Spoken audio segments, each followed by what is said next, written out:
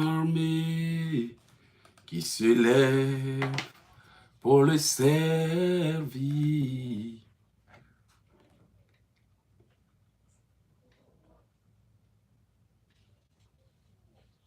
Dieu a une armée qui se lève pour l'adorer. Peuple de Dieu, lève tes mains. Dieu veut parler. Peuple de Dieu, louez ton Dieu. Dieu veut parler. Dieu a une armée qui se lève pour le servir.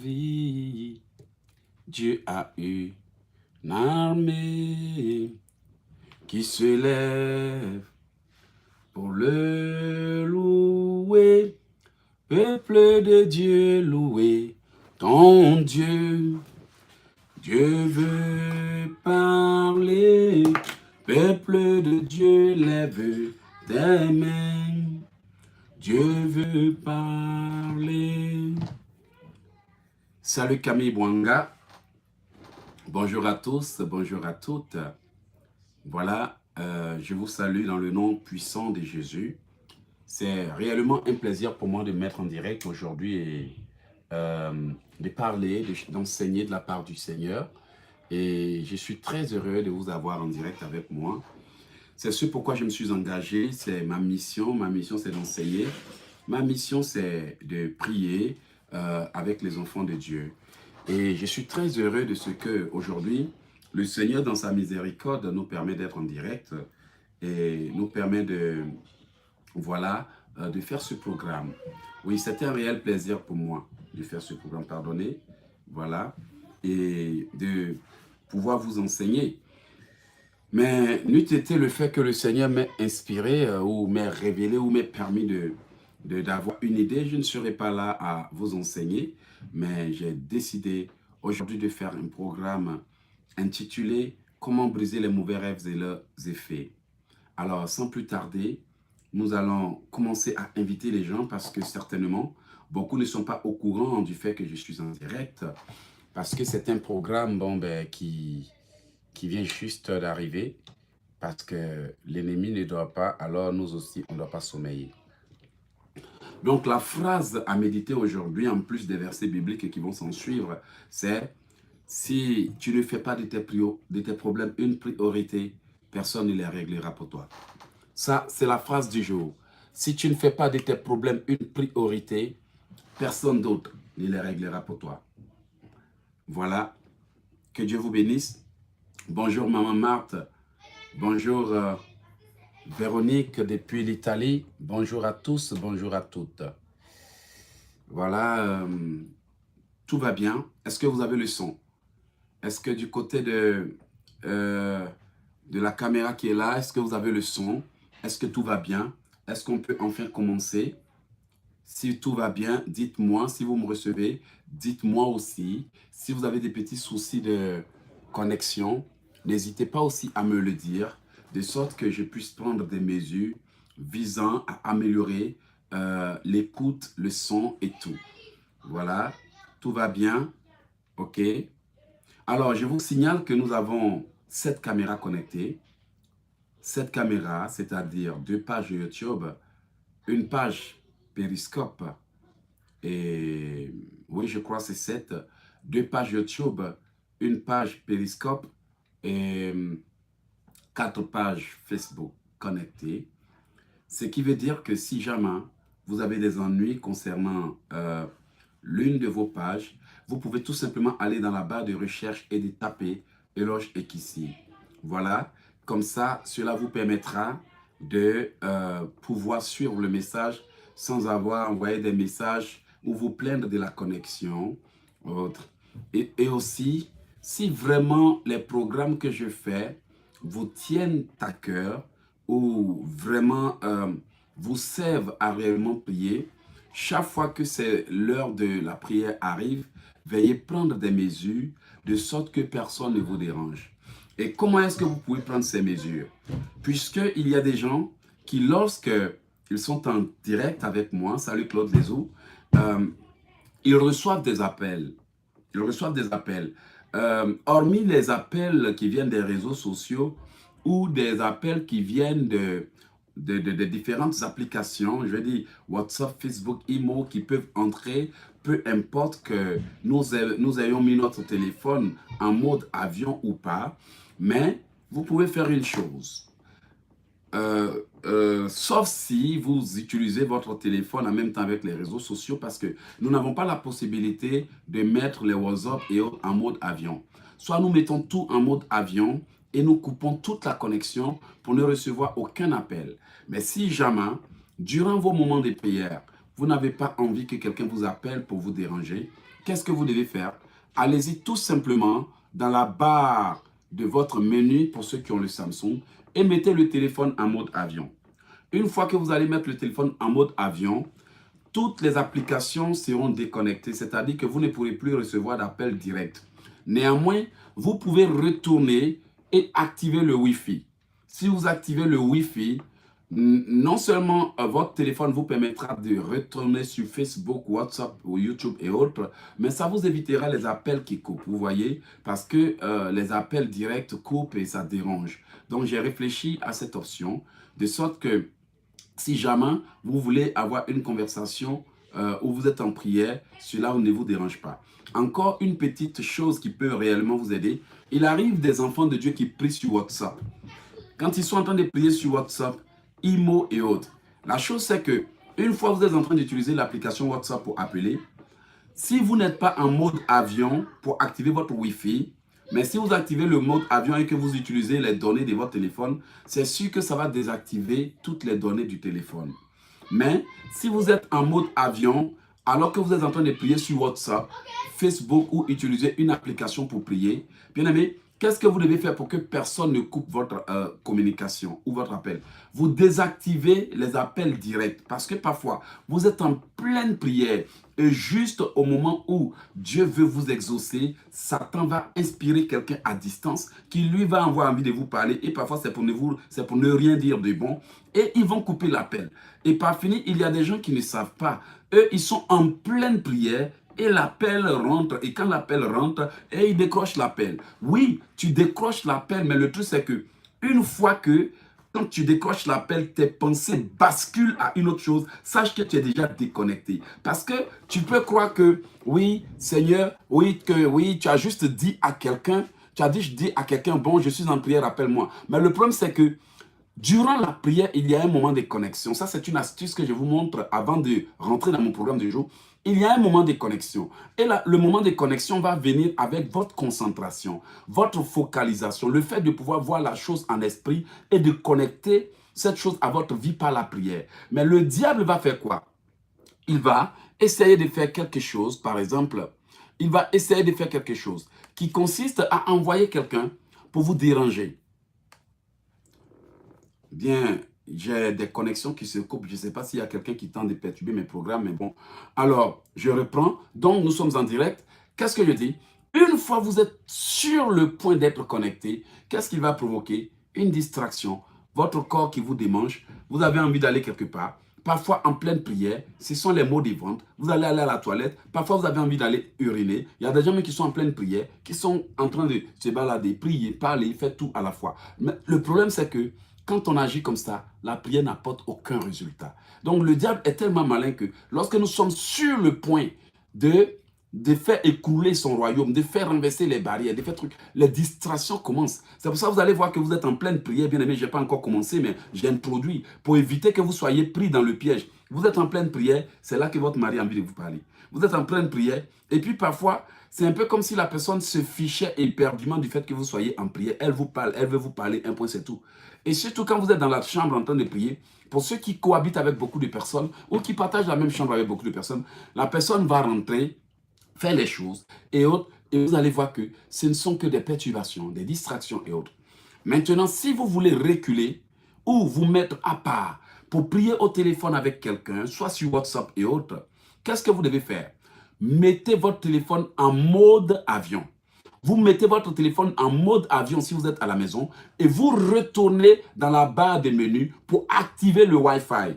Une fois que vous allez activer le Wi-Fi ou le Wi-Fi, quand vous allez l'activer, ça vous donnera accès à votre WhatsApp. Ce qui veut dire que quand vous êtes en communication avec le WhatsApp, étant donné que les appels directs sont déconnectés, vous allez remarquer que tous ceux qui vont vous appeler sur WhatsApp ne pourront plus vous avoir. On va leur dire que vous êtes en ligne. Mais si cette personne se rend compte que vous êtes sur WhatsApp, qu'elle n'arrive pas à vous avoir et elle veut utiliser son téléphone de manière directe pour vous avoir, elle ne va pas vous avoir. Parce qu'il y a des gens qui t'appellent, ils savent que tu es sur WhatsApp et depuis là tu parles, ça ne finit pas, ou tu es en prière. Qu'est-ce qu'ils vont faire? Ils vont sortir de WhatsApp et prendre leur téléphone, t'appeler directement parce qu'ils savent que l'appel direct déconnecte de WhatsApp.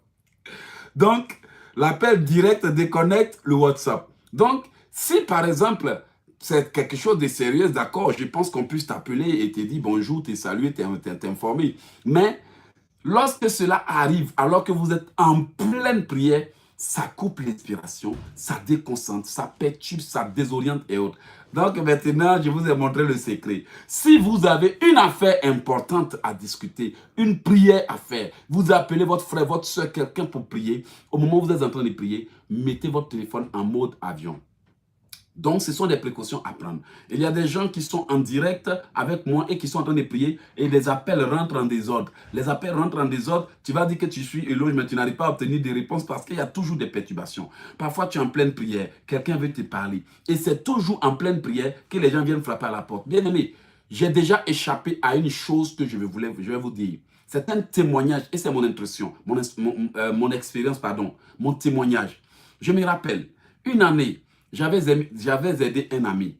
Cet ami était en danger pendant plusieurs reprises. Et moi, je suis parti de manière volontaire pour l'aider. J'ai déjà raconté cette histoire. Je suis parti l'aider, je suis parti l'aider et je me suis sacrifié énormément pour cet ami. Et je me rappelle que en 2006, je crois 2007, mon enfant était malade. Et je suis parti et j'ai dit à cet ami, ah, j'ai besoin d'aide. Mais plutôt que de m'aider, et en plus je n'avais rien demandé de grave, c'était 500 francs. J'avais juste besoin de 500 francs CFA, ce qui correspond à $1. 500 francs, $1 ou presque $1. Au lieu de me donner les $1 pour m'aider, le monsieur a commencé à raconter des histoires. Oui, j'ai entendu mes amis dire que tu as dit que tu m'as donné ton poste radio gratuitement, tu m'as aidé, tu m'as fait ceci, tu m'as fait cela. Bien aimé, honnêtement parlant, tout ce dont tu parlais, je ne m'en souviens même pas. Aide-moi, tu ne veux pas m'aider. Ah bon? Malgré que tu as échappé à la mort 2 fois, j'ai quitté ma maison pour venir dormir chez toi pendant plusieurs jours pour prier pour toi. Moi, mon enfant est malade, je demande 500 francs, tu refuses. Et puis maintenant, avant de partir, j'ai demandé à cet ami, j'ai dit à cet ami, je t'ai donné mon poste radio. Gratuitement. J'ai laissé tomber. Tu devrais mourir. Je suis venu jeûner pour toi pendant des jours. Dieu t'a sauvé. À 2 reprises, ils t'ont assommé. Tu étais sur le point de rendre l'âme. Dieu a permis que je vienne. Et aujourd'hui, mon enfant est malade. Je te demande 500 francs. Tu me parles mal. Tu m'insultes et tu me fous dehors. Et je l'ai regardé et puis j'ai dit, je laisse pour moi à Dieu. Alors là, quand j'ai dit je laisse pour moi à Dieu, je suis parti à la maison. Mais je ne savais pas que mon ami était saisi d'un esprit de colère et venait pour me frapper. Alors, j'arrive chez moi à la maison, j'ouvre le portail, le temps d'ouvrir le portail, il pousse la porte de force et il entre, tout en colère. Il est venu se battre ou il est venu me frapper.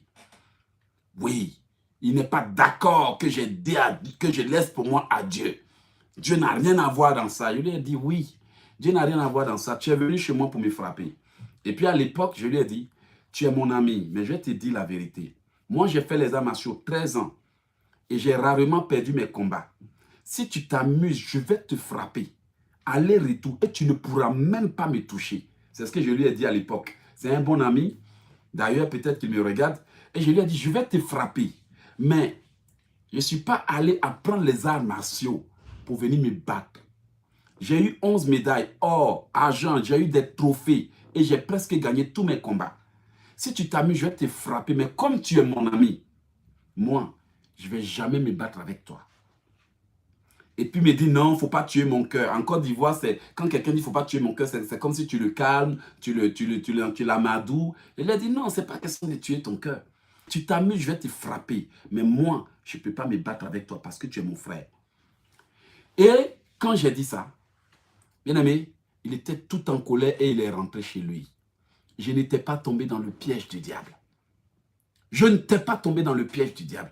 Bien aimé, si je voulais tenir compte de mes ceintures noires, de mes médailles, j'allais le frapper par orgueil, par fierté. Comment quelqu'un va venir t'insulter chez toi? Mais je savais que son comportement était quelque chose d'autre. D'ailleurs, même je me suis dit, j'ai demandé à Dieu j'ai prié. Qu'est-ce qui se passe? Qu'est-ce qui m'a pris même d'aller demander à ce gars-là même? Déjà, je suis allé plusieurs fois chez lui. Lui expliquer mes problèmes, il a fait les sourds d'oreille. Tu sais, il y a des gens, tu n'as pas besoin de leur dire que tu as besoin d'aide.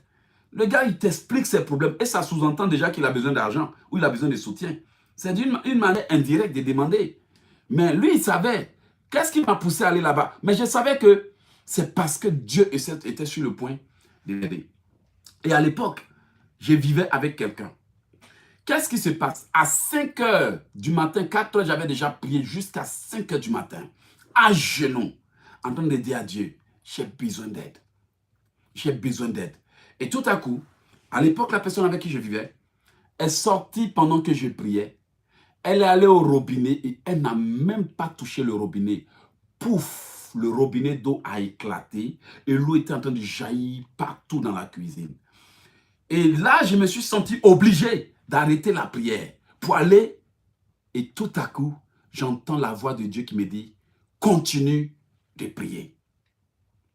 Alors, j'ai levé la tête et j'ai rebaissé la tête. J'ai obéi à la voix et j'ai continué à prier.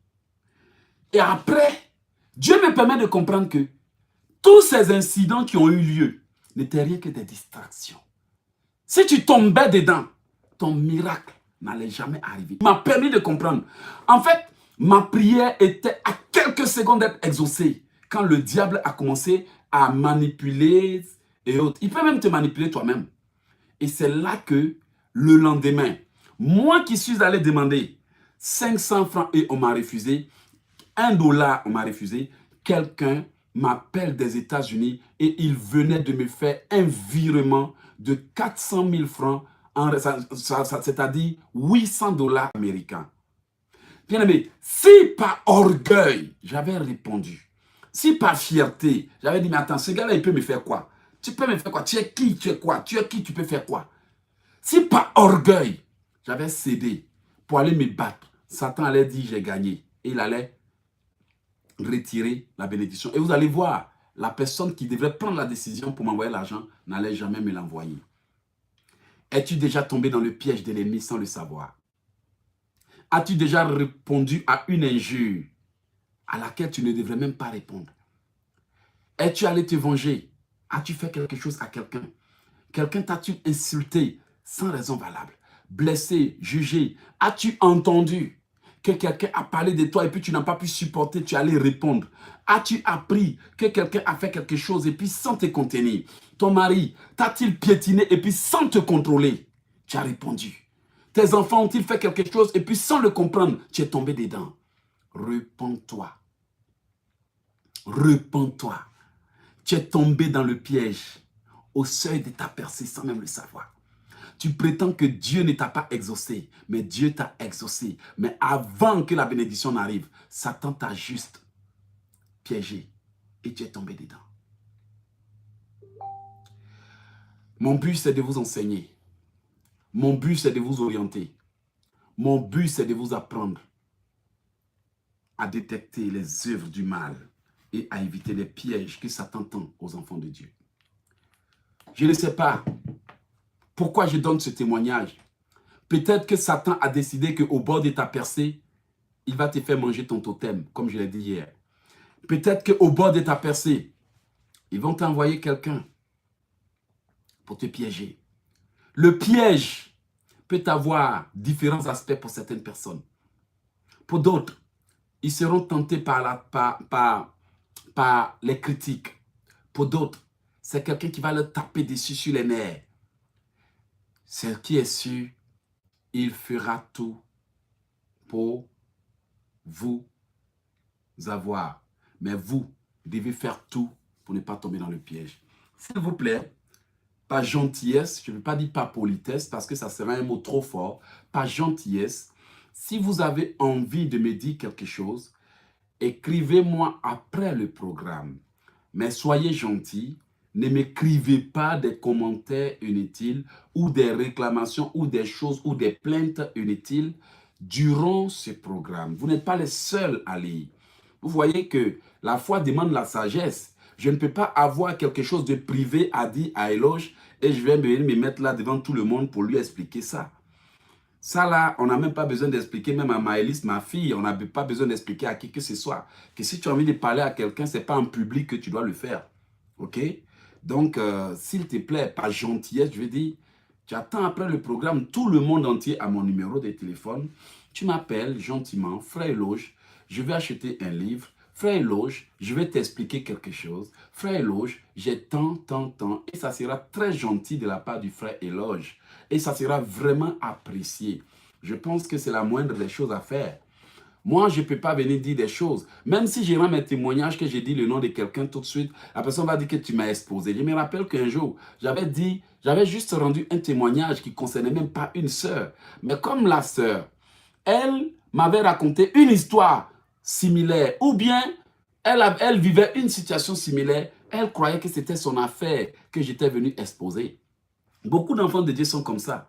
Quand tu es en train de prêcher, non, et que ça les concerne, ils vont croire que le pasteur est venu parler d'eux. Non, mais le pasteur n'est pas venu parler de toi. Tu n'es pas la seule personne qui existe au monde.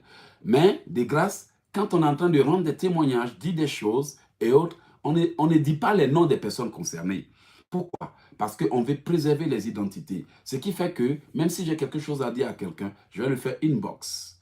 Si c'est quelqu'un qui perturbe le programme, je lui dis d'arrêter de perturber le programme. Mais de grâce, si vous avez quelque chose à me dire, je pense que ce serait tellement bien apprécié si vous ne le fassiez pas en public. Vous voyez? Et puis bon, ben, c'est mieux pour moi et c'est mieux pour vous aussi parce que vous ne savez pas ce que les gens vont penser de vous quand vous mettez là pour exposer les choses. Là. Il y a des gens qui disent non, mais ça c'est un manque de sagesse. Ce n'est pas un manque de sagesse. La personne avait juste envie de parler, mais elle a tout simplement choisi le mauvais moment pour le faire. Donc, par des grâces, je veux me concentrer. Parce que vous savez pourquoi je suis là aujourd'hui?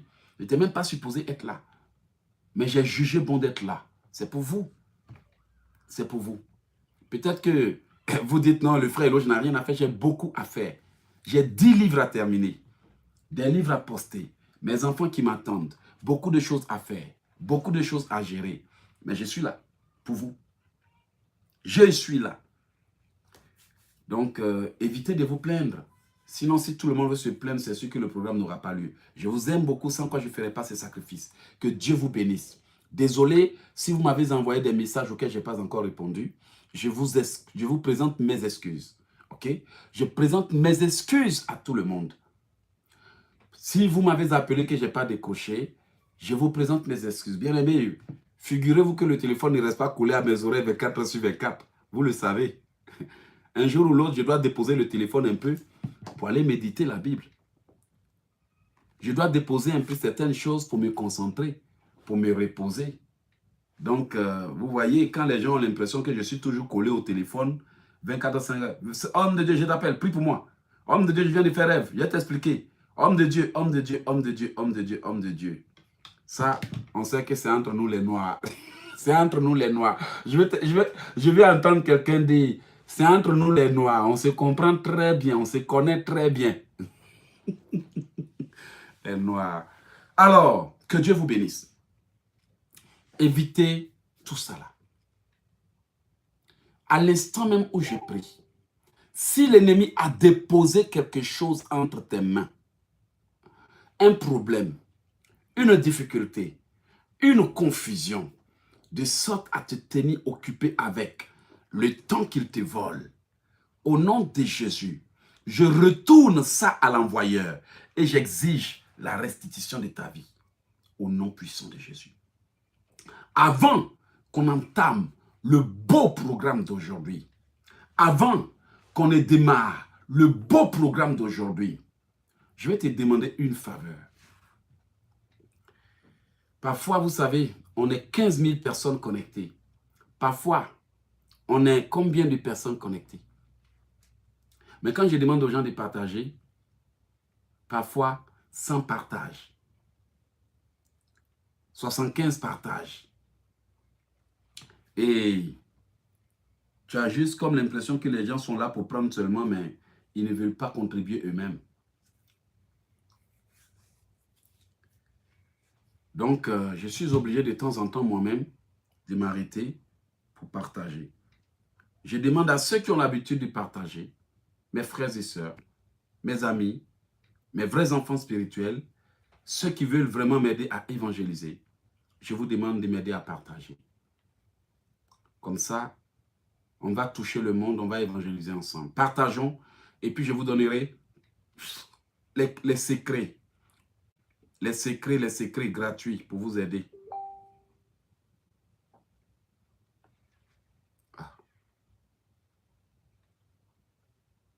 Je pense que j'ai une caméra qui est vraiment perturbée. Et quand les gens sont connectés, la vidéo se coupe. Je ne sais pas pourquoi. Mais je vais être obligé de l'abandonner. Et puis de faire autrement. Désolé pour ceux qui sont sur cette caméra qui viennent se couper. Je suis désolé. Le programme est un peu perturbé. Mais ce n'est pas grave. Donc voilà, bien-aimés. Aujourd'hui, on va traiter un sujet très important. Vous savez, tout le monde fait des cauchemars. Tous les enfants de Dieu font des cauchemars. Je vous assure. Mais aujourd'hui, j'aimerais vous parler de ces cauchemars. Il n'y a pas un seul être vivant qui ne rêve pas. Il n'y a pas un seul être humain qui ne rêve pas. Il n'y a pas un seul individu qui ne rêve pas. Nous rêvons nous tous. Nous rêvons nous tous. Vous savez, nous rêvons nous tous. Le seul truc, c'est que parfois, nous ne nous souvenons pas de nos rêves.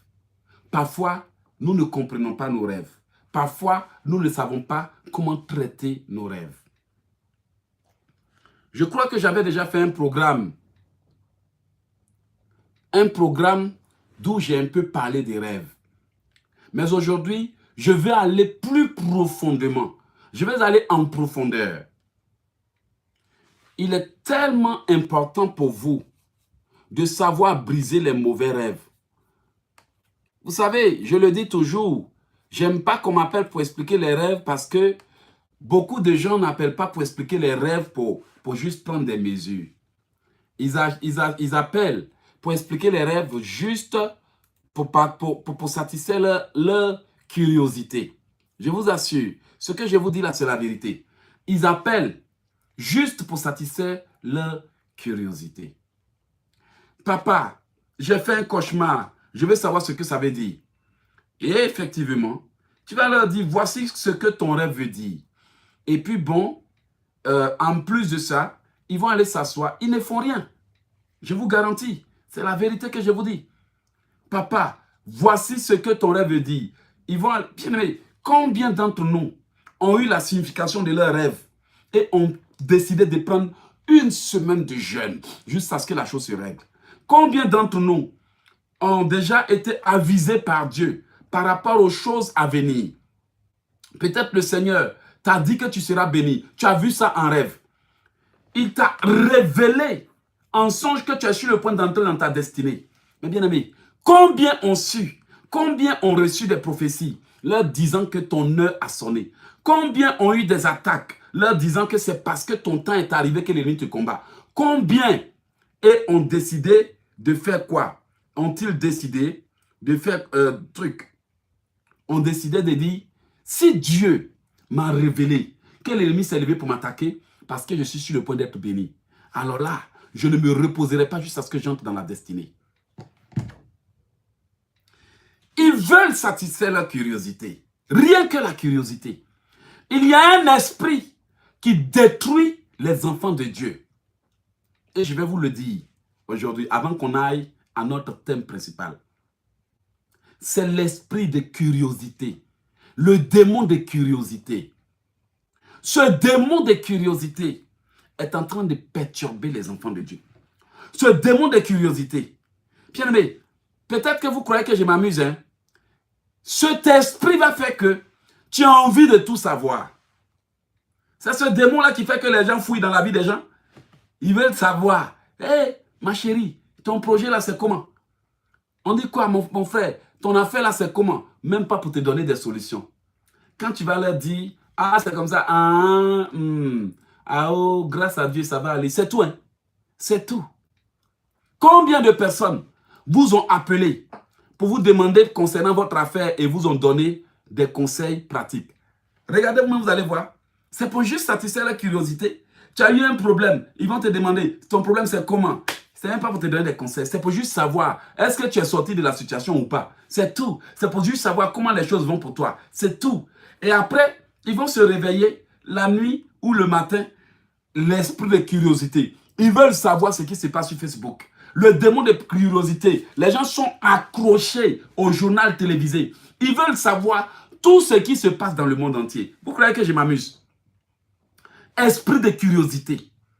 Concentré à fouiller dans les journaux, à fouiller dans les médias. Fouiller, fouiller, fouiller, fouiller. Dès que tu te réveilles, tu prends ton téléphone pour voir si quelqu'un t'a écrit. Tu veux savoir tout. Tu veux savoir ce qui se passe. Ça dit que c'est un esprit qui te perturbe. Tu ne sais pas que c'est un esprit qui te perturbe. L'esprit de curiosité. Tu veux tout savoir. En Côte d'Ivoire, on appelle ça esprit d'Akpasmandi. Esprit d'Akpasmandi. Tu veux tout savoir. Tout savoir. Tout savoir. Eh oui. Si quelqu'un t'appelle, c'est un petit conseil entre frères, quoi. Si quelqu'un t'appelle, Cadence, ton affaire là, c'est comment? Faut lui dire, si c'est pour me donner des bons conseils, d'accord, tu me dis. Mais si c'est pour juste satisfaire ta curiosité, ou bien si c'est pour juste chercher un sujet de causerie de plus, c'est bon. Bye bye. Hi, sister. C'est la vérité. Ne laissez pas les gens vous embrouiller. Si vous n'êtes pas concentré, si Dieu vous parler, vous ne le comprendrez pas. Si vous n'êtes pas stable dans la tête, vous allez perdre vos visions. Si vous n'êtes pas concentré dans la prière, combien d'enfants de Dieu, Dieu leur parle, nuit et jour. Dieu leur parle, Dieu leur parle, Dieu leur parle, Dieu leur parle, Dieu leur parle. Mais ils n'arrivent pas à intercepter parce que leur cerveau est bourré, saturé et autres. Mais je préfère plutôt aujourd'hui te donner des secrets, des bons secrets d'ailleurs, des conseils, de bons conseils, des enseignements, de bons enseignements. Et ainsi, tu auras la connaissance pour briser tes rêves. Sinon, si c'est pour se promener de pasteur en pasteur, j'ai rêvé là, désolé, ce temps-là est passé. Je vais plutôt t'aider à traiter tes rêves. Amen. Je vais plutôt t'aider à traiter tes rêves. Seigneur, conduis-moi alors que je prie. Aide tes enfants, Père, à se délivrer de l'esprit de curiosité. Aide tes enfants à se détacher de tout esprit qui les fatigue. Seigneur, je ne sais pas quel problème l'ennemi a planté dans ma vie alors que je dormais. Je brise ce problème et j'annule. Seigneur, lave-moi par ton sang. Lave-moi. Lave-moi et protège-moi. On va prier. Ok? Je vous demande de partager la vidéo avant que je commence. Comme ça, ça va m'éviter moi-même d'être en train de trucs parce qu'il y a des gens qui veulent que je les invite. Ça va m'éviter moi-même d'être tout en train de prêcher et de partager en même temps.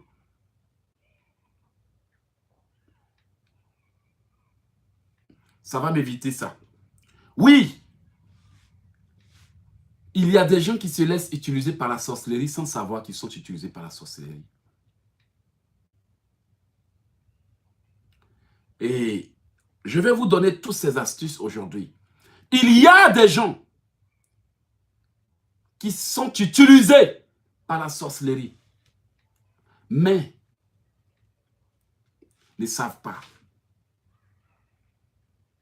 Ce dont j'aimerais vous parler aujourd'hui, je vais vous parler des rêves qui volent la destinée. Merci Amélie André. Il y a des rêves, bien aimés, qui volent le destin. Il y a des rêves qui volent le miracle. Il y a des rêves qui volent la percée que vous ne devez pas tolérer. En tant que frère, je vous conseillerais plutôt de briser les rêves et de les annuler plutôt que de chercher un pasteur qui pourra vous donner la signification de votre rêve par curiosité. Et après, on va vous donner la signification de votre rêve. Vous allez faire quoi d'autre? Allez vous asseoir pour manger, pour regarder la télé, pour vous amuser et autres. Désolé, on n'a plus le temps pour ça. Dis à quelqu'un, on n'a plus le temps pour ça. Ève-Marie, dis à quelqu'un, on n'a plus le temps pour ça. Je le dis à mes enfants spirituels. Je le dis à ceux que j'aime. Parce que je veux qu'ils évitent les erreurs qui ont fait que certains chrétiens ont vécu sur terre, mais n'ont jamais connu le bonheur. Je ne vous permettrai pas de faire de telles erreurs. Parce que je vous aime trop pour vous mentir. Il y a des gens qui tolèrent ça. Mais moi, je veux que vous ne vous laissiez plus jamais distraire. Bien-aimé, c'est à cause de cette distraction qu'on n'arrive pas à réaliser quelque chose. Figurez-vous que le livre « Un jour pour toucher le cœur de Dieu » a été écrit entre 2015 et 2014. Vous savez pourquoi ce livre n'est pas sorti jusqu'à présent? Toujours que des distractions. Quelqu'un qui a une histoire à raconter. Quelqu'un qui a un problème à expliquer. Quelqu'un qui a déjà fait un rêve. Quelqu'un qui a toujours des problèmes. C'est eux toujours qui rêvent. C'est eux toujours qui... Et bien aimé, vous allez vous rendre compte qu'en fin de compte, on n'avance plus parce qu'on est tout le temps occupé à écouter quelqu'un. Mais le problème, c'est que les mêmes choses qu'ils ont expliquées à 15 pasteurs, c'est la même chose qu'ils prennent pour venir chez toi en espérant que toi, tu puisses leur donner une signification. C'est-à-dire qu'ils pensent que c'est le fait d'accumuler les pasteurs qui va les délivrer. Mon frère, ma soeur, dis à quelqu'un, ce n'est pas le fait d'avoir 15 000 pasteurs qui va te délivrer. C'est le fait d'avoir Jésus-Christ qui va te délivrer. C'est le fait d'avoir Jésus-Christ qui va te délivrer. C'est le fait d'avoir Jésus-Christ et de respecter ce qu'il te dit, et de prier, et de demeurer bien aimé. Regardez, je suis combattu nuit et jour. Hier nuit, je n'ai pas fermé l'œil jusqu'au matin. Et l'ennemi échoue toujours, vous savez pourquoi? Parce que Dieu est avec moi. C'est ça le plus important.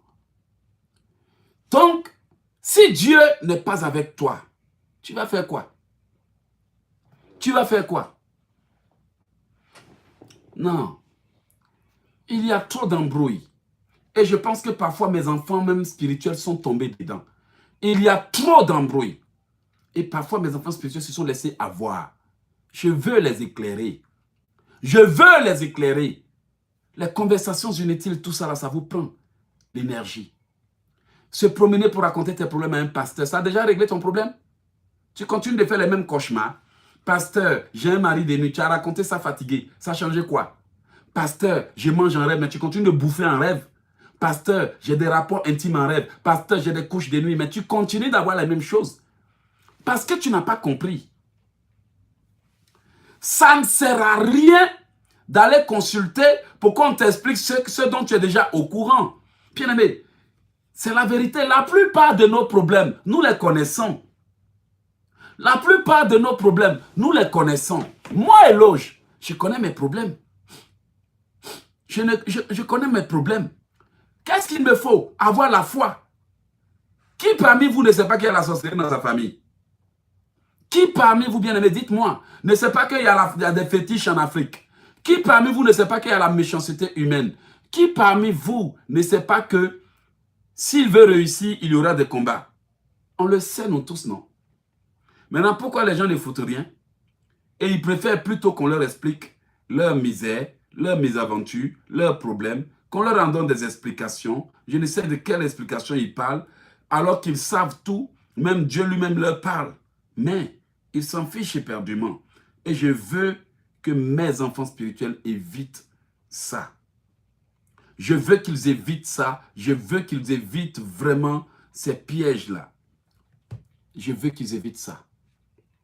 Parce que ce sont des choses qui ont volé à beaucoup de personnes leur destinée.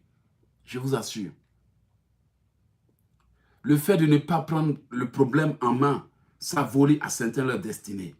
Le fait de vous laisser embrouiller, embêter par des gens qui ne savent pas ce qu'ils veulent vraiment et qui croient que c'est un pasteur. Je le dis toujours parce que c'est ce que les pasteurs vivent.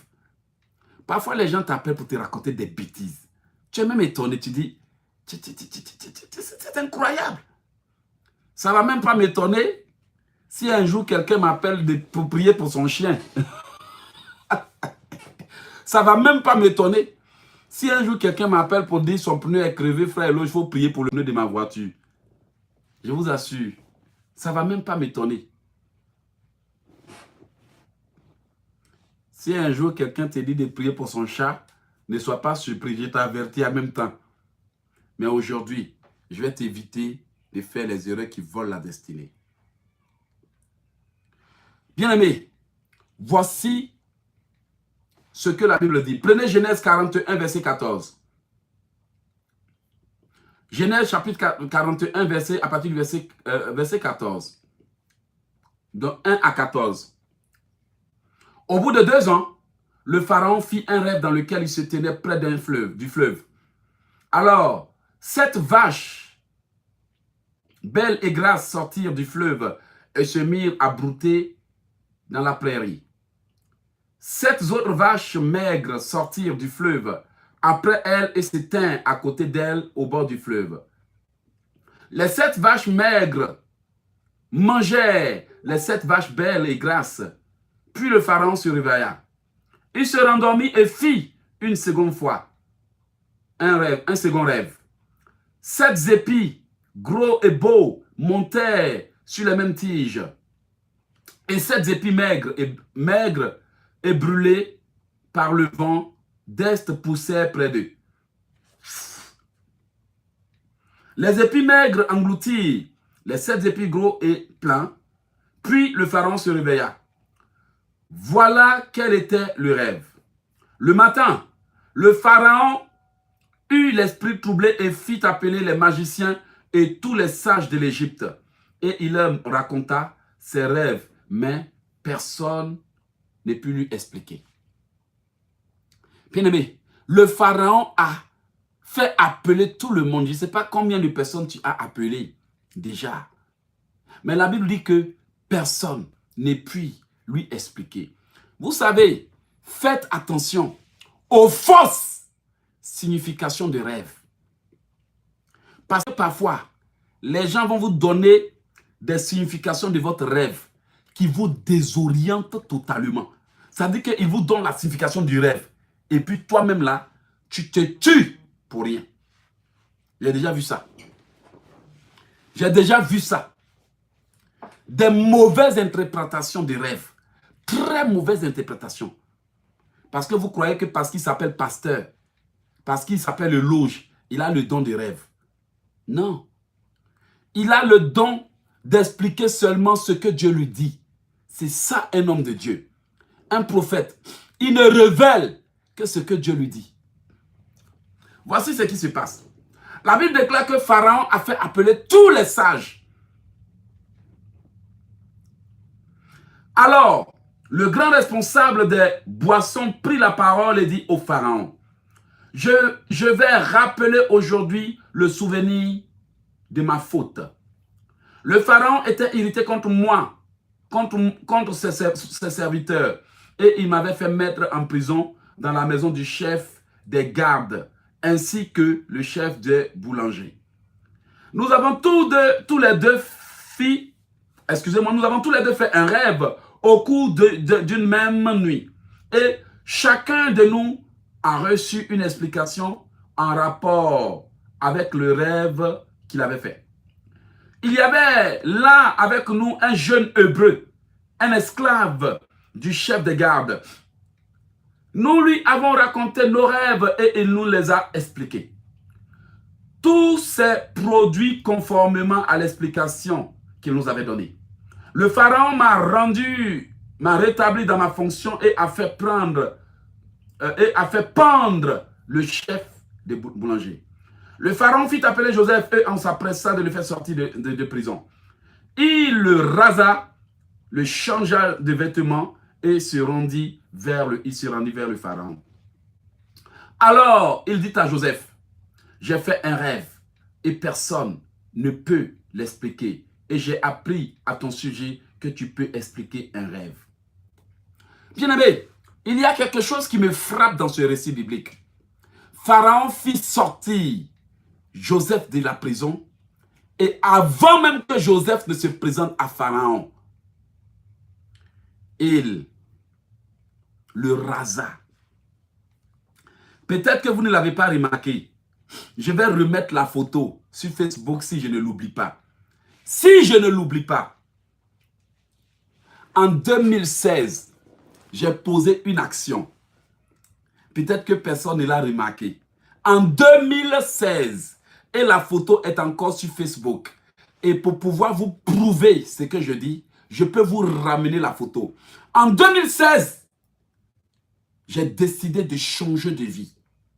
Et j'ai pris la décision qu'avant d'entrer dans la nouvelle année, je me suis rasé. Quand je me suis rasé et j'ai prié et j'ai déclaré que alors que tout est en train de repousser, je rentre dans ma destinée. J'ai encore la photo. Ce n'est pas on qui dit. Je peux vous trouver ça sur WhatsApp. Bien aimé, en 2016, alors, après ce acte de dépouillement, je suis rentré dans ma destinée. Je ne sais pas quel est le cas pour toi. Je ne sais pas quel est le problème chez toi. Mais avant d'aller entrer dans ta destinée, il y a plein de choses que tu dois laisser tomber.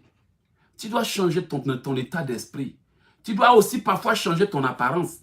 Bien-aimé, tu dois changer beaucoup de choses. Va dans la présence de Dieu. Sois honnête de dire à ton Dieu, dis-moi ce que je dois changer pour pouvoir rentrer dans la destinée. Dis-moi ce que je dois changer pour t'entendre vraiment. Dis-moi ce que je dois changer pour rentrer dans ma destinée. Dis-moi, parmi mes amis, avec qui je dois arrêter de parler pour que je rentre dans ma destinée. Ou bien, Seigneur, quel type de personne je dois introduire dans mon cercle d'amis avant d'entrer dans ma destinée. Bien-aimé, pendant longtemps, j'étais encore écrivain, conférencier, motivateur. Dans ma tête, je l'étais.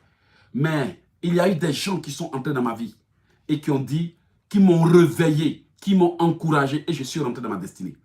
Bien-aimé, j'ai dû décider que j'allais faire quelque chose qui allait étonner tout le monde. Je me suis rasé la tête, enlevé tous mes cheveux.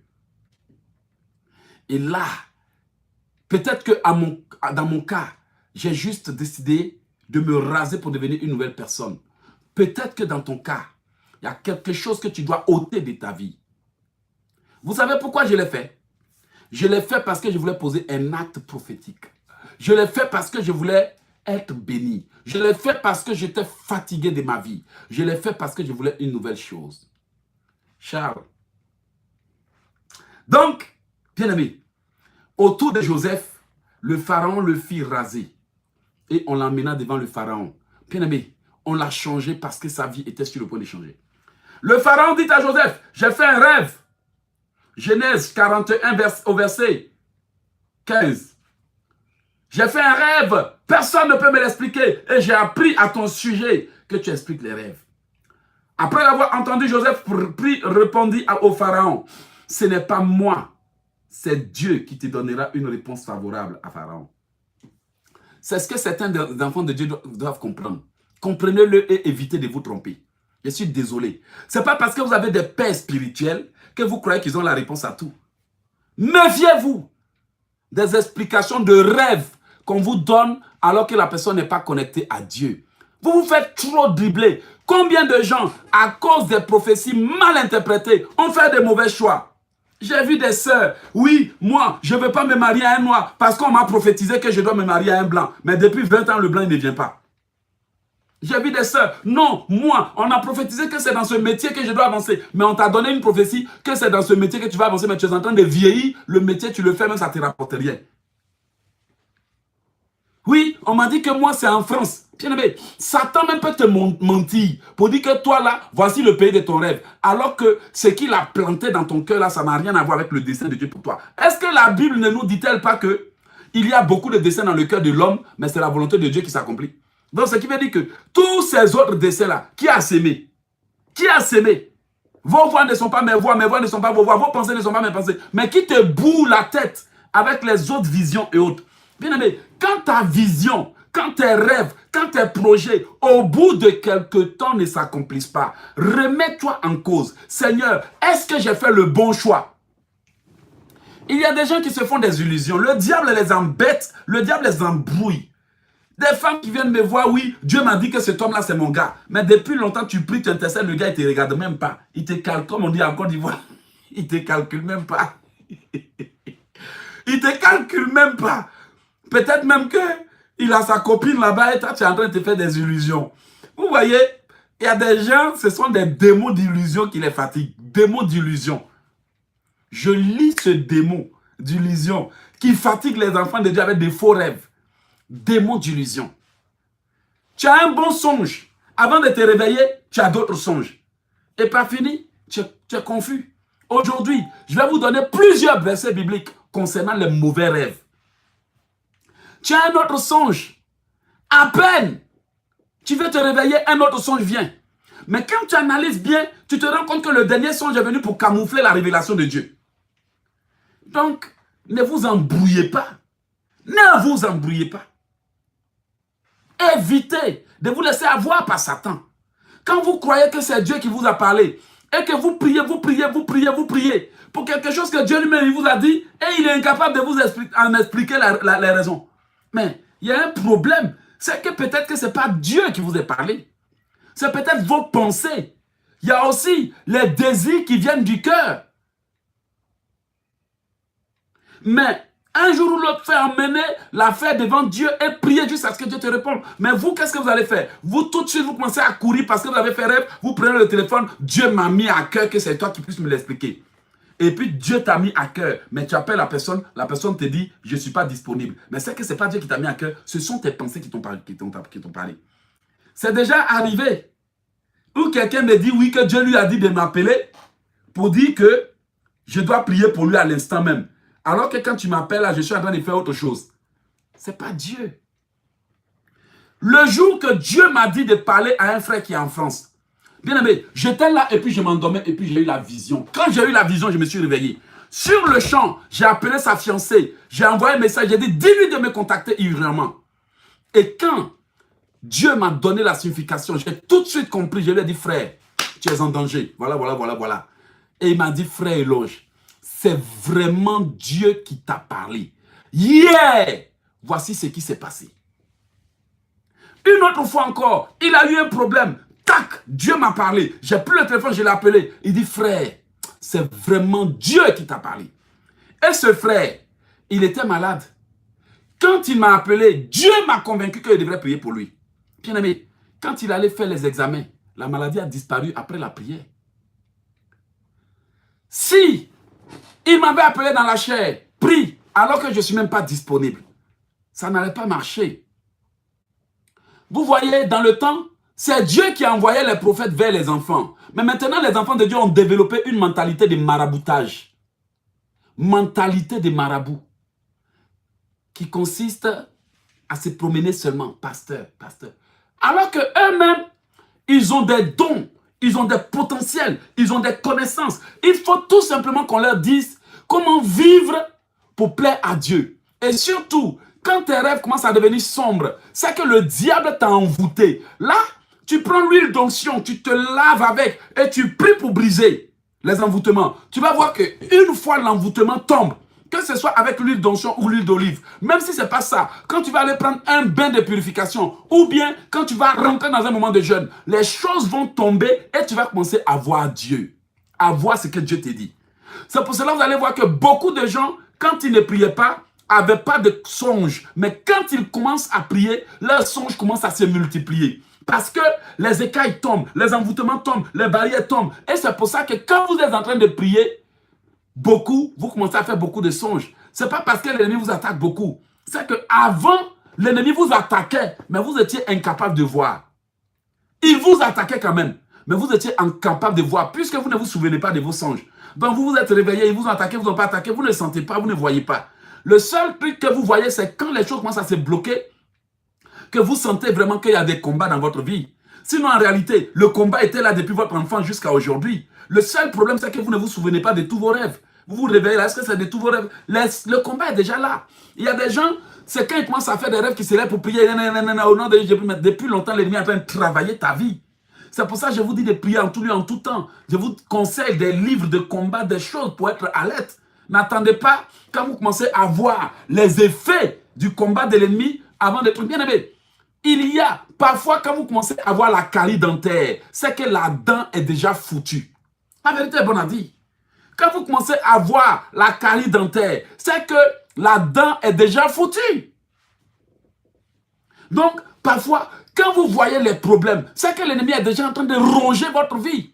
Donc, quand le Seigneur, dans son amour, vous révèle des choses dans un rêve pour dire qu'il y a un problème, au lieu de se réveiller et de dire, si ce rêve est bon, je le garde et je prie pour son accomplissement. Mais si c'est un complot de mort, au nom de Jésus, je détruis. Et les gens, ils prennent 2 secondes, au nom de Jésus, je brise tes rêves, je l'annule, et puis après, ils passent à autre chose. Et ils vont aller chercher des pasteurs qui n'ont rien à faire de leur temps.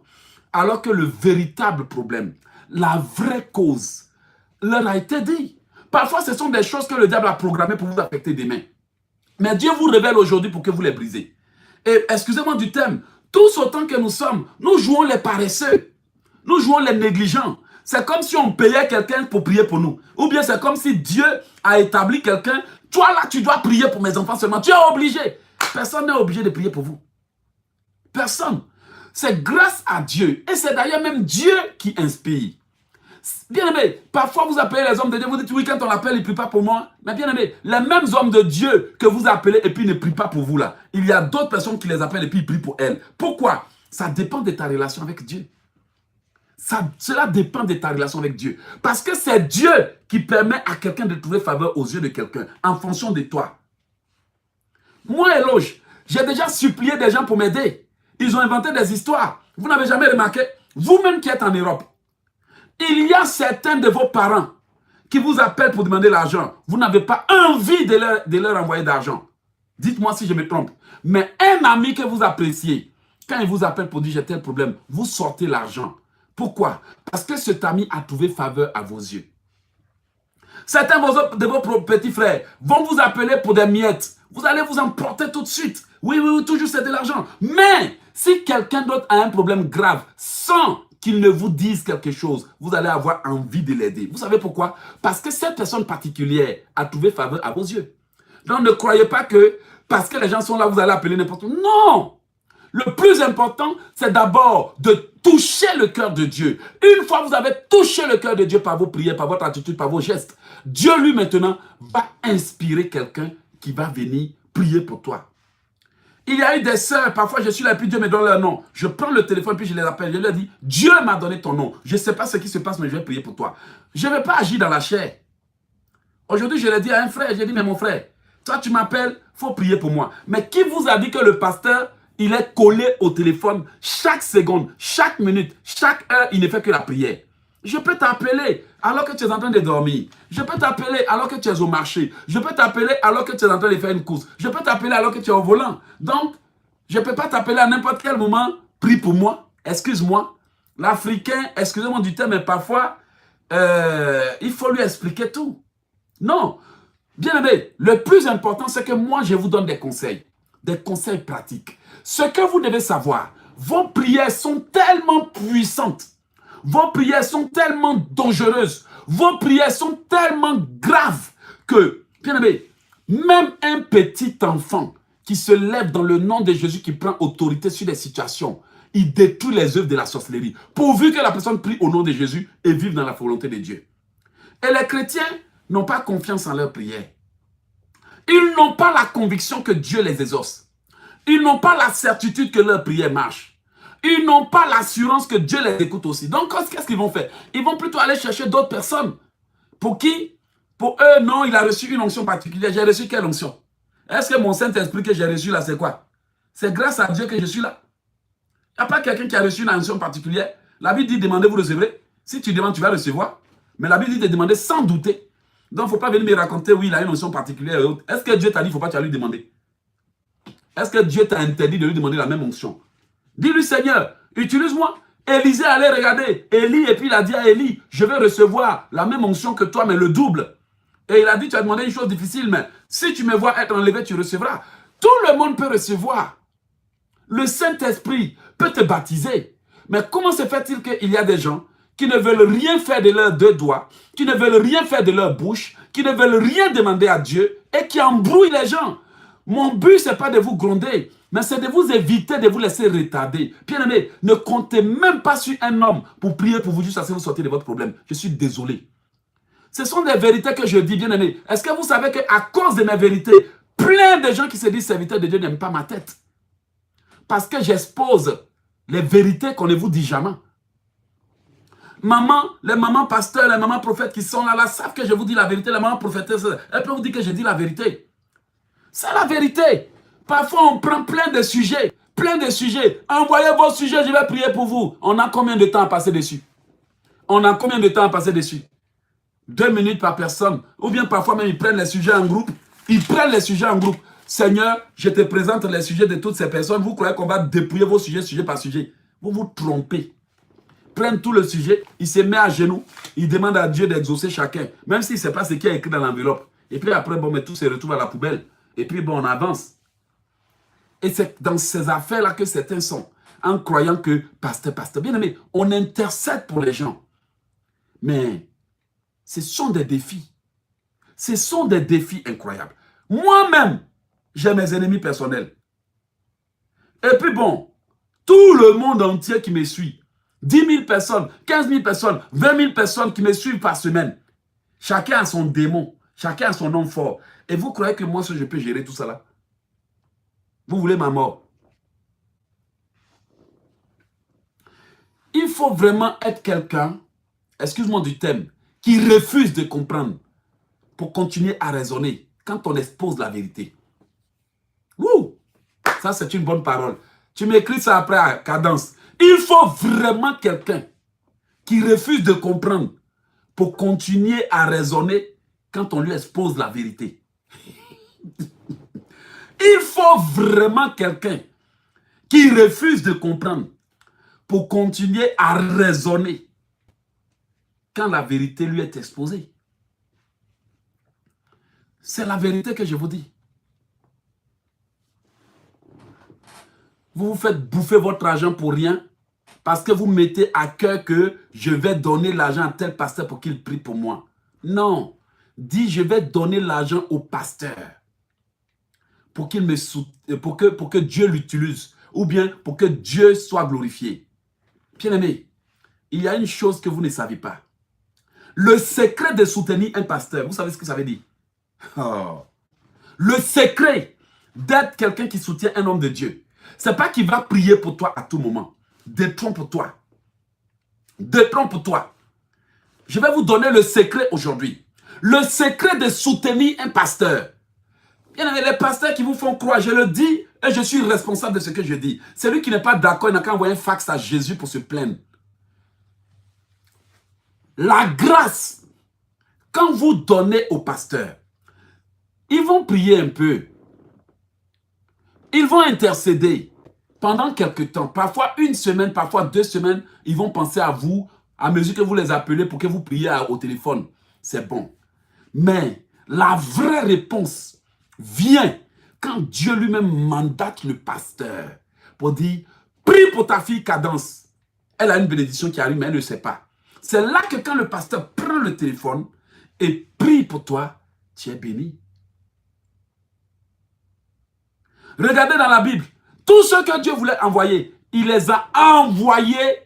Il a envoyé les serviteurs pour aller dire, va prophétiser pour telle personne, va prier pour telle personne. C'est comme ça Mais si la personne même vient trouver le pasteur, peut-être même qu'il est en train de regarder le journal télévisé, peut-être même qu'il est en train de faire du jogging, sport, peut-être qu'il est en train de... ou il n'est pas concentré. Et puis Bob est pasteur, il faut prier pour moi. Pas gentillesse, hein. Il va prendre le téléphone au nom de Jésus, il lit tes démons. Après, il raccroche vite et puis il va continuer son journal télévisé. Ou bien, il va continuer ses histoires. Toi, tu vas croire que le pasteur a prié, tu es guéri. Bien aimé, la prière demande la disposition, la concentration. Voici pourquoi vous allez voir que certains pasteurs ont des jours précis où ils prient pour les gens. Certains prophètes ont des jours précis. Même marabout, même pas de maraboutage tous les jours. Même marabout, dis à quelqu'un, toi-même là, tu as un problème ou quoi? Même les marabouts même ne travaillent pas tous les jours. Ah!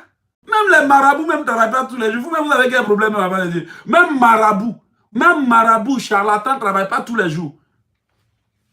Vous allez les appeler, ils vont dire, mon jour de travail, c'est tant. Vous savez que c'est la vérité. Même sorciers ne travaillent pas tous les jours. Et puis vous croyez que les pasteurs sont accrochés à leur chine talk matin, midi, soir.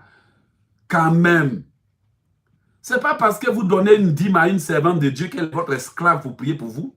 La vérité est bonne à dire. Ce n'est pas parce que vous donnez une offrande à un serviteur de Dieu que ça veut dire qu'il est devenu votre machine à prière. Moi, j'aime bien ces enfants de Dieu qui donnent pour soutenir, mais sans être exigeants là. Je vous assure. Il y a des enfants de Dieu qui donnent par amour, parce qu'ils veulent soutenir l'œuvre de Dieu. Mais il y a des gens là, quand ils t'ont donné, c'est comme s'ils t'ont payé pour que tu pries pour eux. N'ayons pas cette mentalité. N'ayons pas cette mentalité. Vous soutenez un homme de Dieu, soutenez-le par amour de Dieu. Et Dieu aussi enverra quelqu'un pour vous bénir.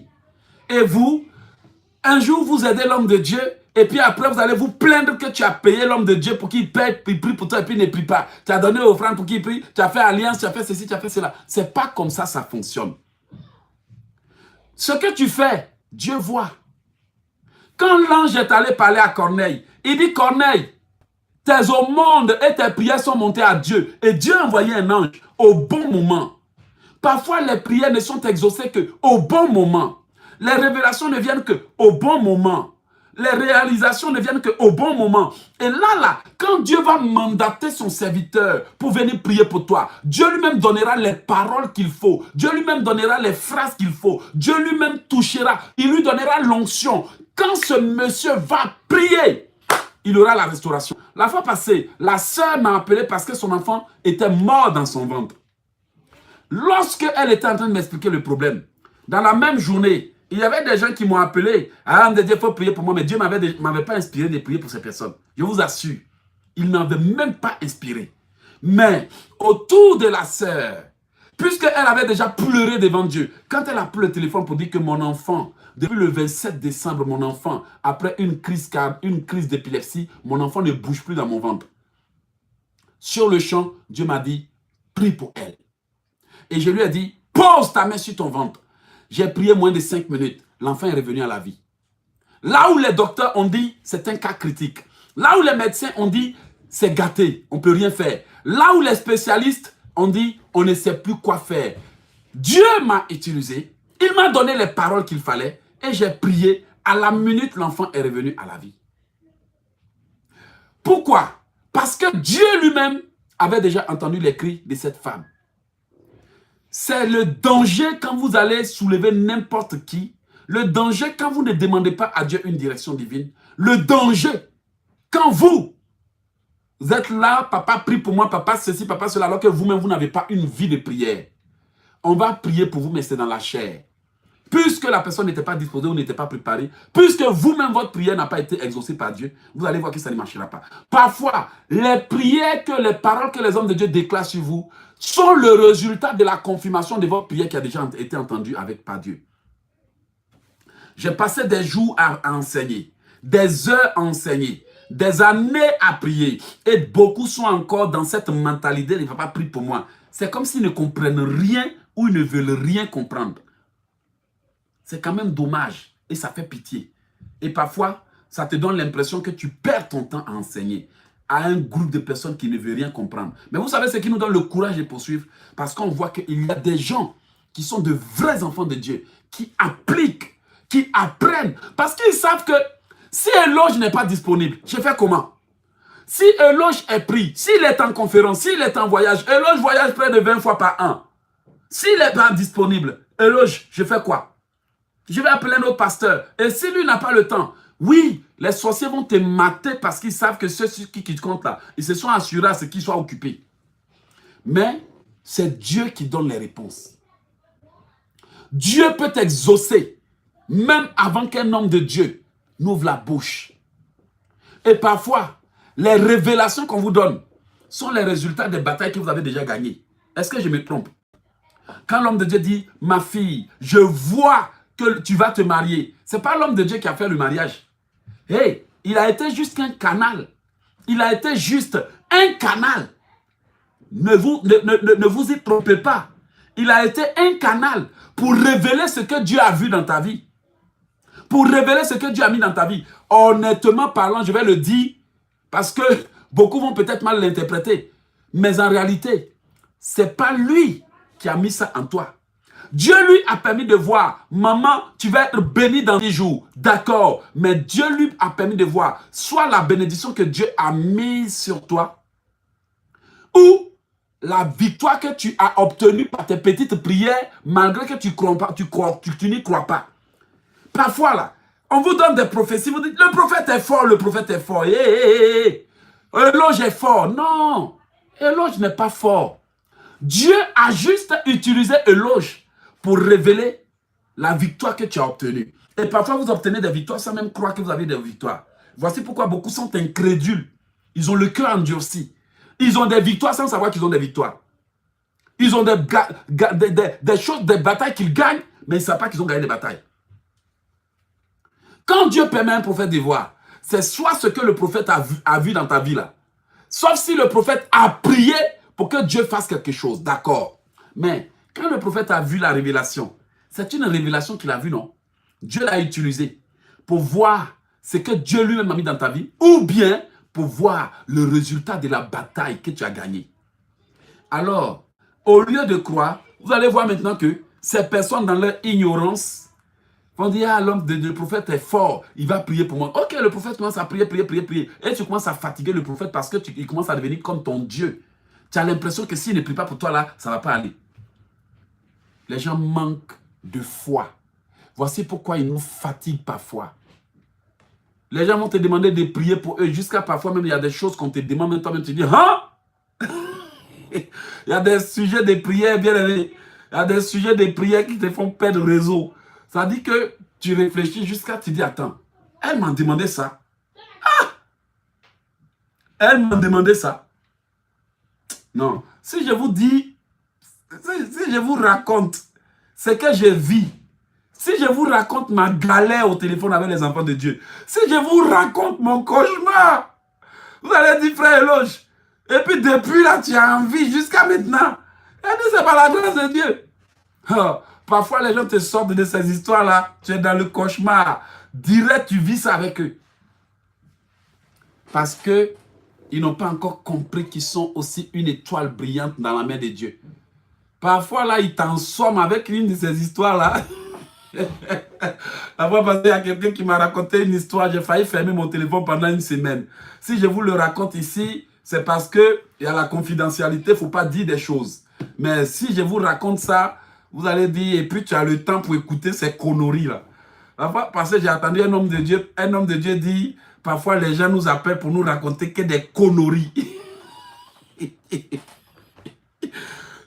Parfois les gens nous appellent pour nous raconter que des conneries. Je disais, c'est quoi ça encore? Et là, après, j'ai commencé à dire, Seigneur, ton fils avait raison. Ton fils avait raison. Parfois, les gens te racontent des choses, tu as l'impression que là même vraiment, je ne sais pas s'ils vivent sur la même planète que nous ou quoi.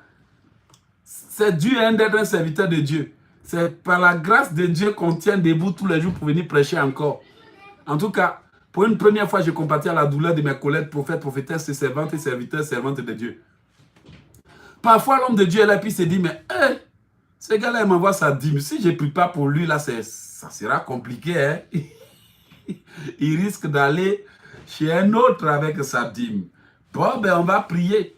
Et il prie, c'est pour t'encourager. En tout cas, là, quand tu as l'impression, au moins tu te dis, c'est lui qui te soutient, tu comprends? Là, tu envoies toujours la dîme. C'est malgré lui-même qui prie. Sinon, en réalité, il sait que, ah, c'est vrai, mais tu m'envoies ta dîme, j'ai pris pour toi. Mais lui-même, il sait qu'en réalité, toi aussi, tu peux prier. Mais s'il ose te dire ça, il sait que le jour où il va oser te dire, mais attends, toi, tu m'envoies ta dîme toujours, tu ne sais pas que tu peux prier toi aussi. Il sait que s'il a osé dire ça, là, c'est déjà gâté. La semaine prochaine, tu as dit, bon, ben, si tu n'as pas le temps pour prier, pour moi, chercher quelqu'un d'autre. Effectivement, ils savent que j'ai dit la vérité. Ils savent que j'ai dit la vérité. Ils savent que je dis la vérité. Ils savent que j'ai dit la vérité.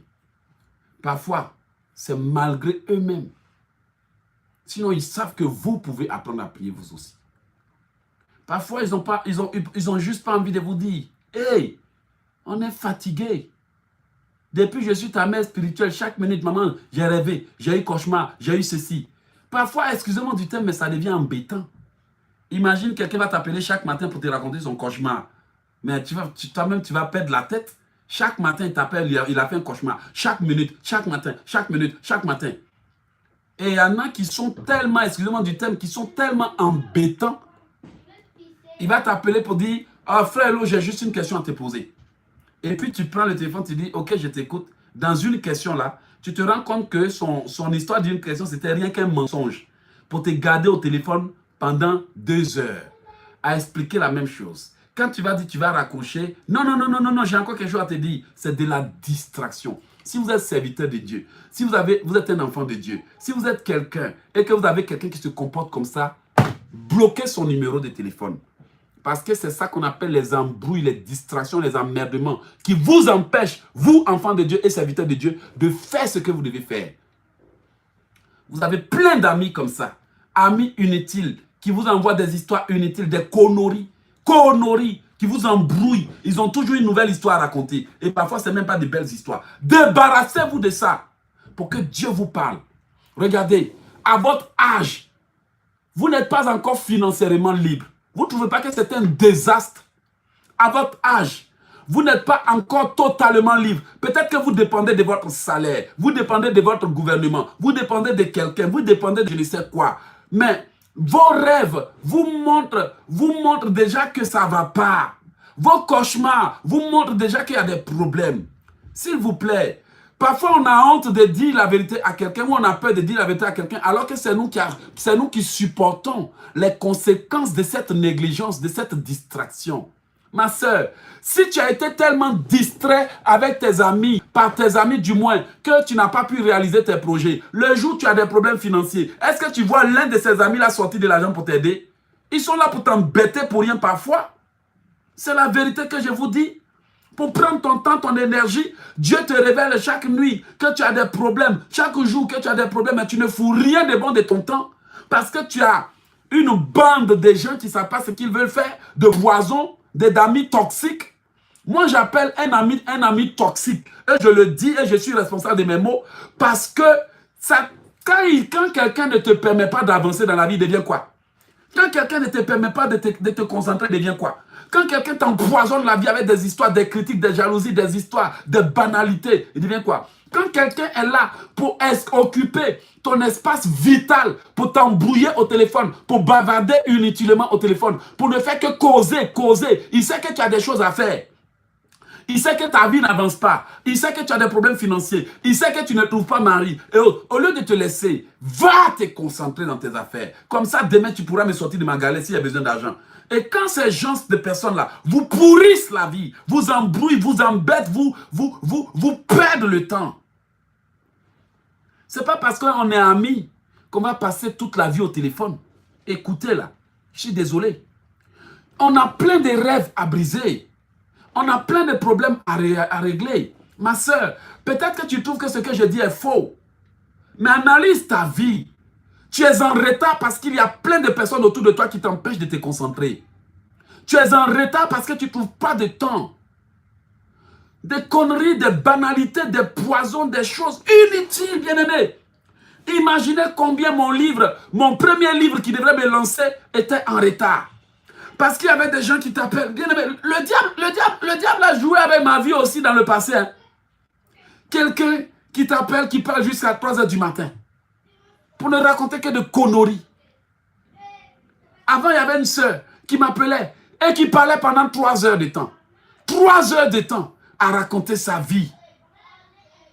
3 heures de temps à raconter ses mésaventures. 3 heures de temps. Mais bien, mais lorsque j'ai commencé à faire mes programmes, où je voulais demeurer dans la présence de Dieu avec les enfants de Dieu, où je voulais qu'on passe plus de temps dans la présence de Dieu, cette même personne est venue me dire que oui, les autres pasteurs font des programmes de 1 heure et autres, les autres pasteurs font des programmes de 2 heures, toi tu fais jusqu'à 3 heures, c'est trop long. Et puis je me suis dit, mais attends, il y a quelque chose qui ne va pas là. Ça veut dire que toi tu peux prendre 3 heures au téléphone, me raconter ta vie. Si je suis disponible pour que tu m'écoutes pendant 3 heures, pour t'écouter pendant 3 heures, ça ne te dérange pas. Et là, quand je suis dans la présence de Dieu, 2 heures, 3 heures dans la présence de mon Dieu, ça te dérange, mais tu as un problème.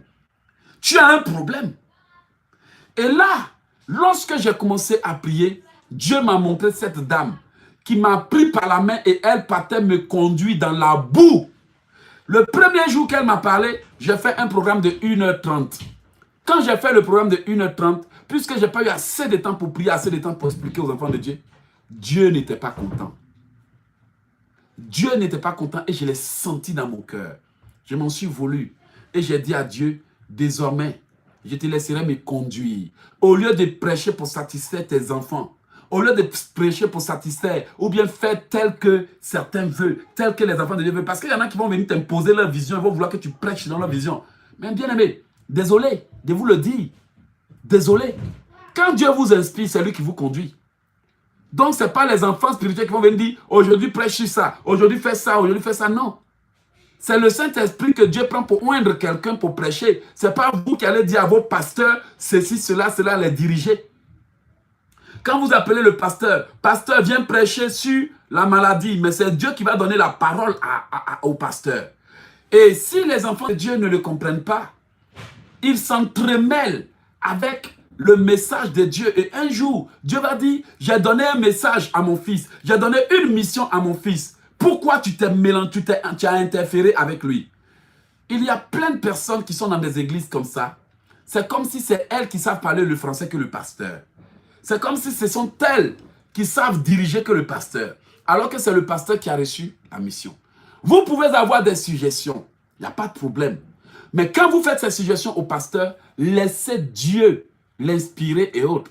Vous n'allez pas avoir des idées et vouloir imposer ces idées au pasteur.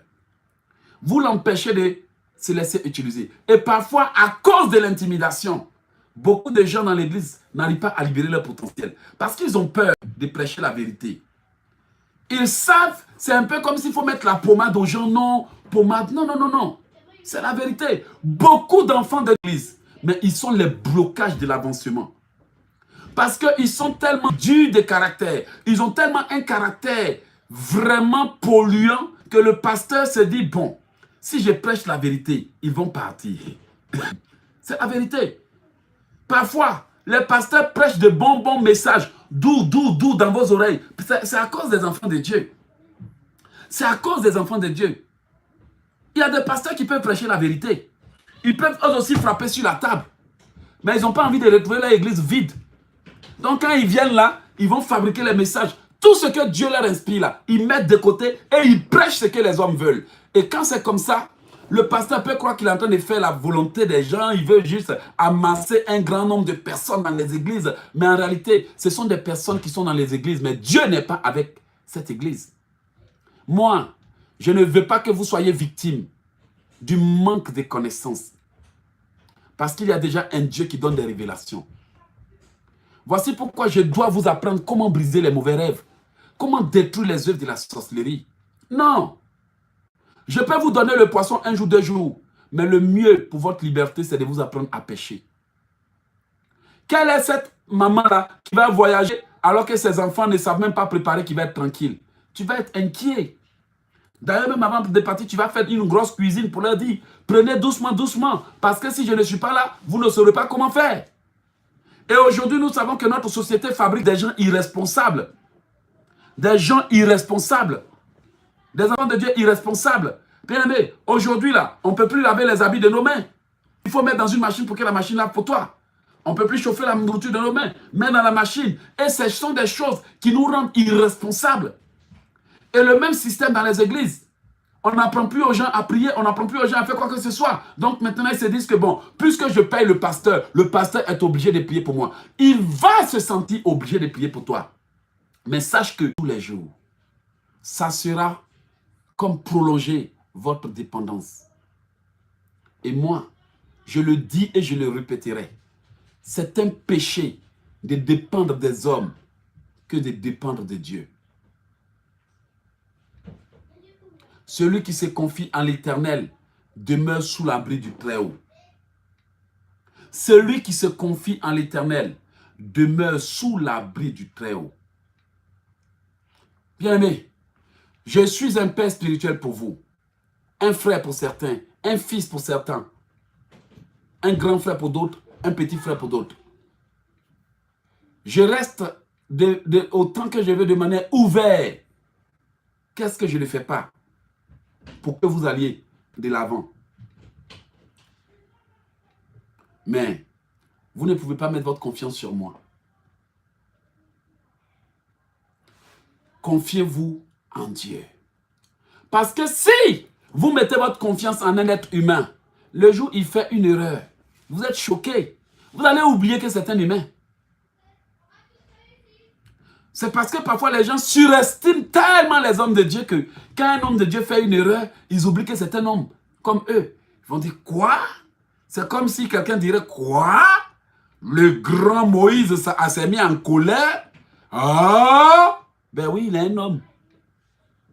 Et c'est ce que vous oubliez. On est tous des hommes. Mieux vaut se confier en l'Éternel que de se confier aux grands, aux hommes. Je préfère qu'on dise n'importe quoi de moi. Mais venir prendre la place de Dieu dans votre vie, je suis désolé. Vous devez commencer à prier pour briser les mauvais rêves. Regardez, le pharaon a dit à Joseph de lui expliquer, mais Joseph lui a dit non. Pharaon, c'est le Seigneur qui te donnera une signification. Bien aimé, il y a plusieurs versets bibliques qui parlent des mauvais rêves.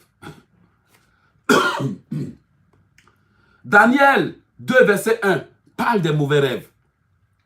La seconde année du règne de Nebuchadnezzar eut un songe et il avait l'esprit agité et ne pouvait dormir.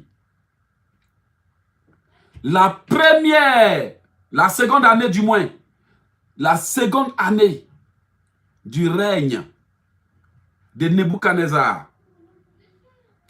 Nebuchadnezzar fit un rêve et il avait l'esprit agité.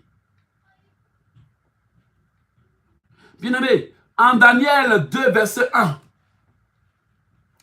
malgré que Nebuchadnezzar a eu le songe, il a demandé à Daniel d'interpréter le songe. Mais Daniel n'avait pas la réponse sur le champ. Daniel n'avait pas la réponse sur le champ. Amen. Daniel n'avait pas la réponse sur le champ. La Bible déclare, la seconde année du règne de Nebuchadnezzar, Nebuchadnezzar eut des songes. Il avait l'esprit agité et ne pouvait dormir. Le roi, ça dit Nebuchadnezzar, fit appeler les magiciens, les astrologues, les enchanteurs, les chaldéens, pour qu'ils lui disent ses songes. Il vint et se présentait devant lui. Le roi leur dit, j'ai eu un songe, mon esprit est agité et je voudrais connaître ce songe.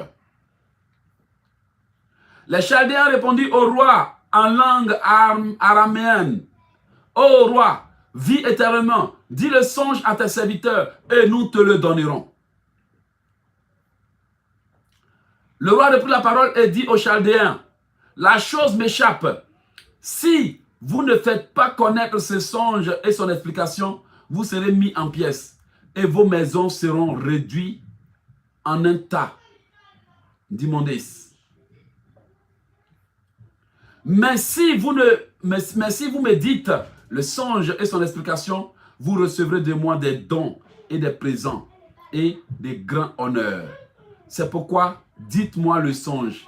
Bien aimé, quand tu es dans un cas comme ça, on dit, si tu n'arrives pas à expliquer le songe, je vais te bousiller la maison. Mon frère, si c'est ça, tu as dit au roi, désolé, j'ai changé d'avis. A dit au roi, désolé, j'ai changé d'avis.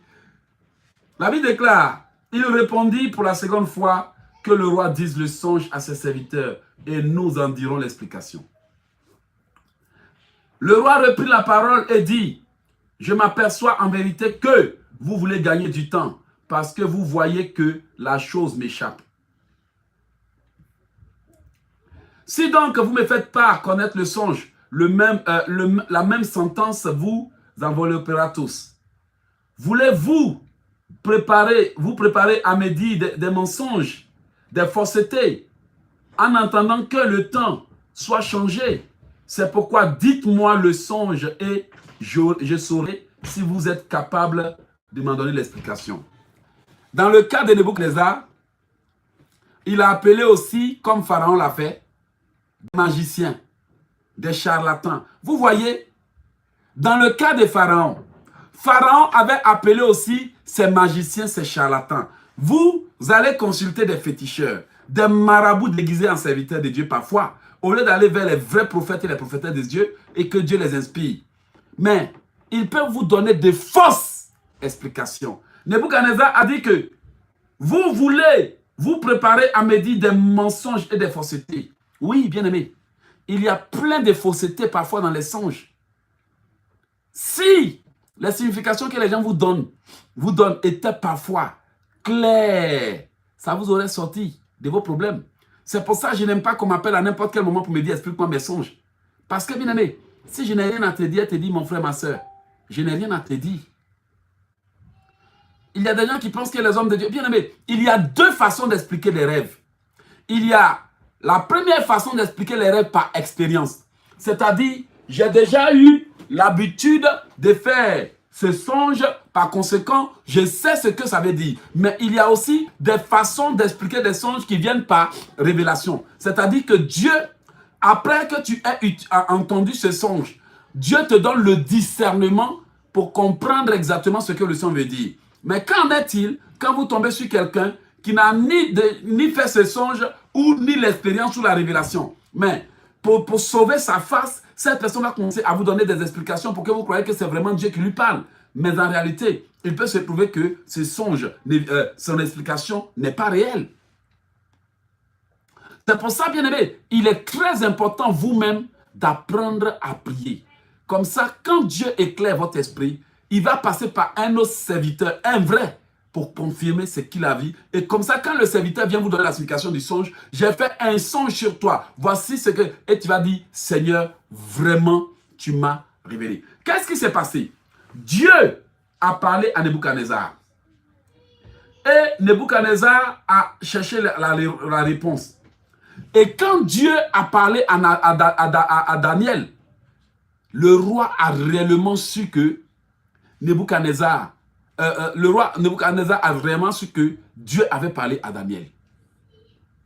Parce que, bien aimé, le roi n'avait pas tout expliqué à Daniel. Mais Daniel savait.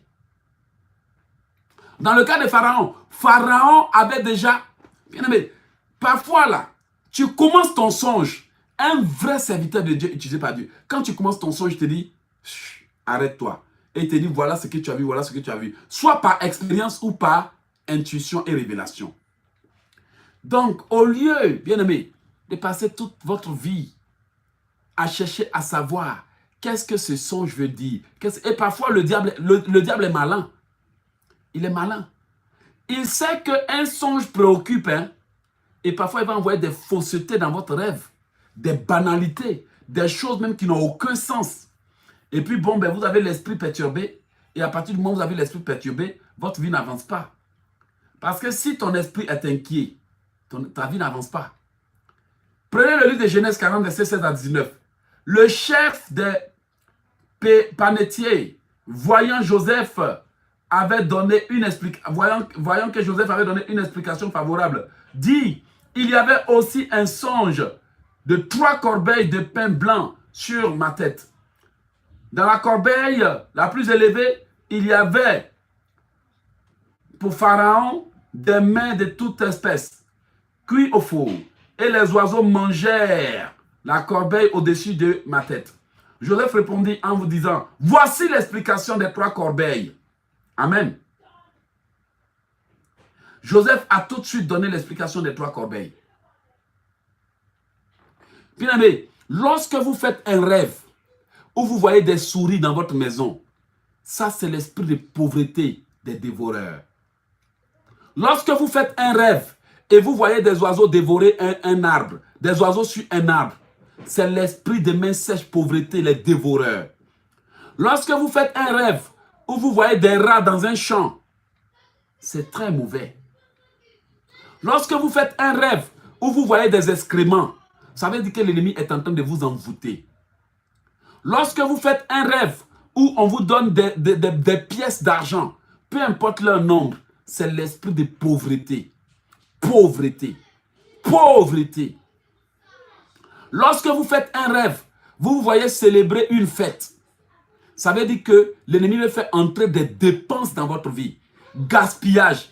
Esprit de gaspillage. Peut-être que vous n'allez pas célébrer une fête, hein, mais d'une manière ou d'une autre, vous allez recevoir de l'argent. Et quand vous allez recevoir de l'argent, des choses, des dépenses vont venir. Donc quand vous faites un rêve, et puis vous vous voyez en train de célébrer une fête, bien aimé, sans doute, si vous voulez essayer de comprendre, vous allez voir, ça veut dire que ils sont en train d'introduire des esprits de gaspillage, des problèmes dans votre vie. Et vous allez remarquer qu'après ce genre de rêve,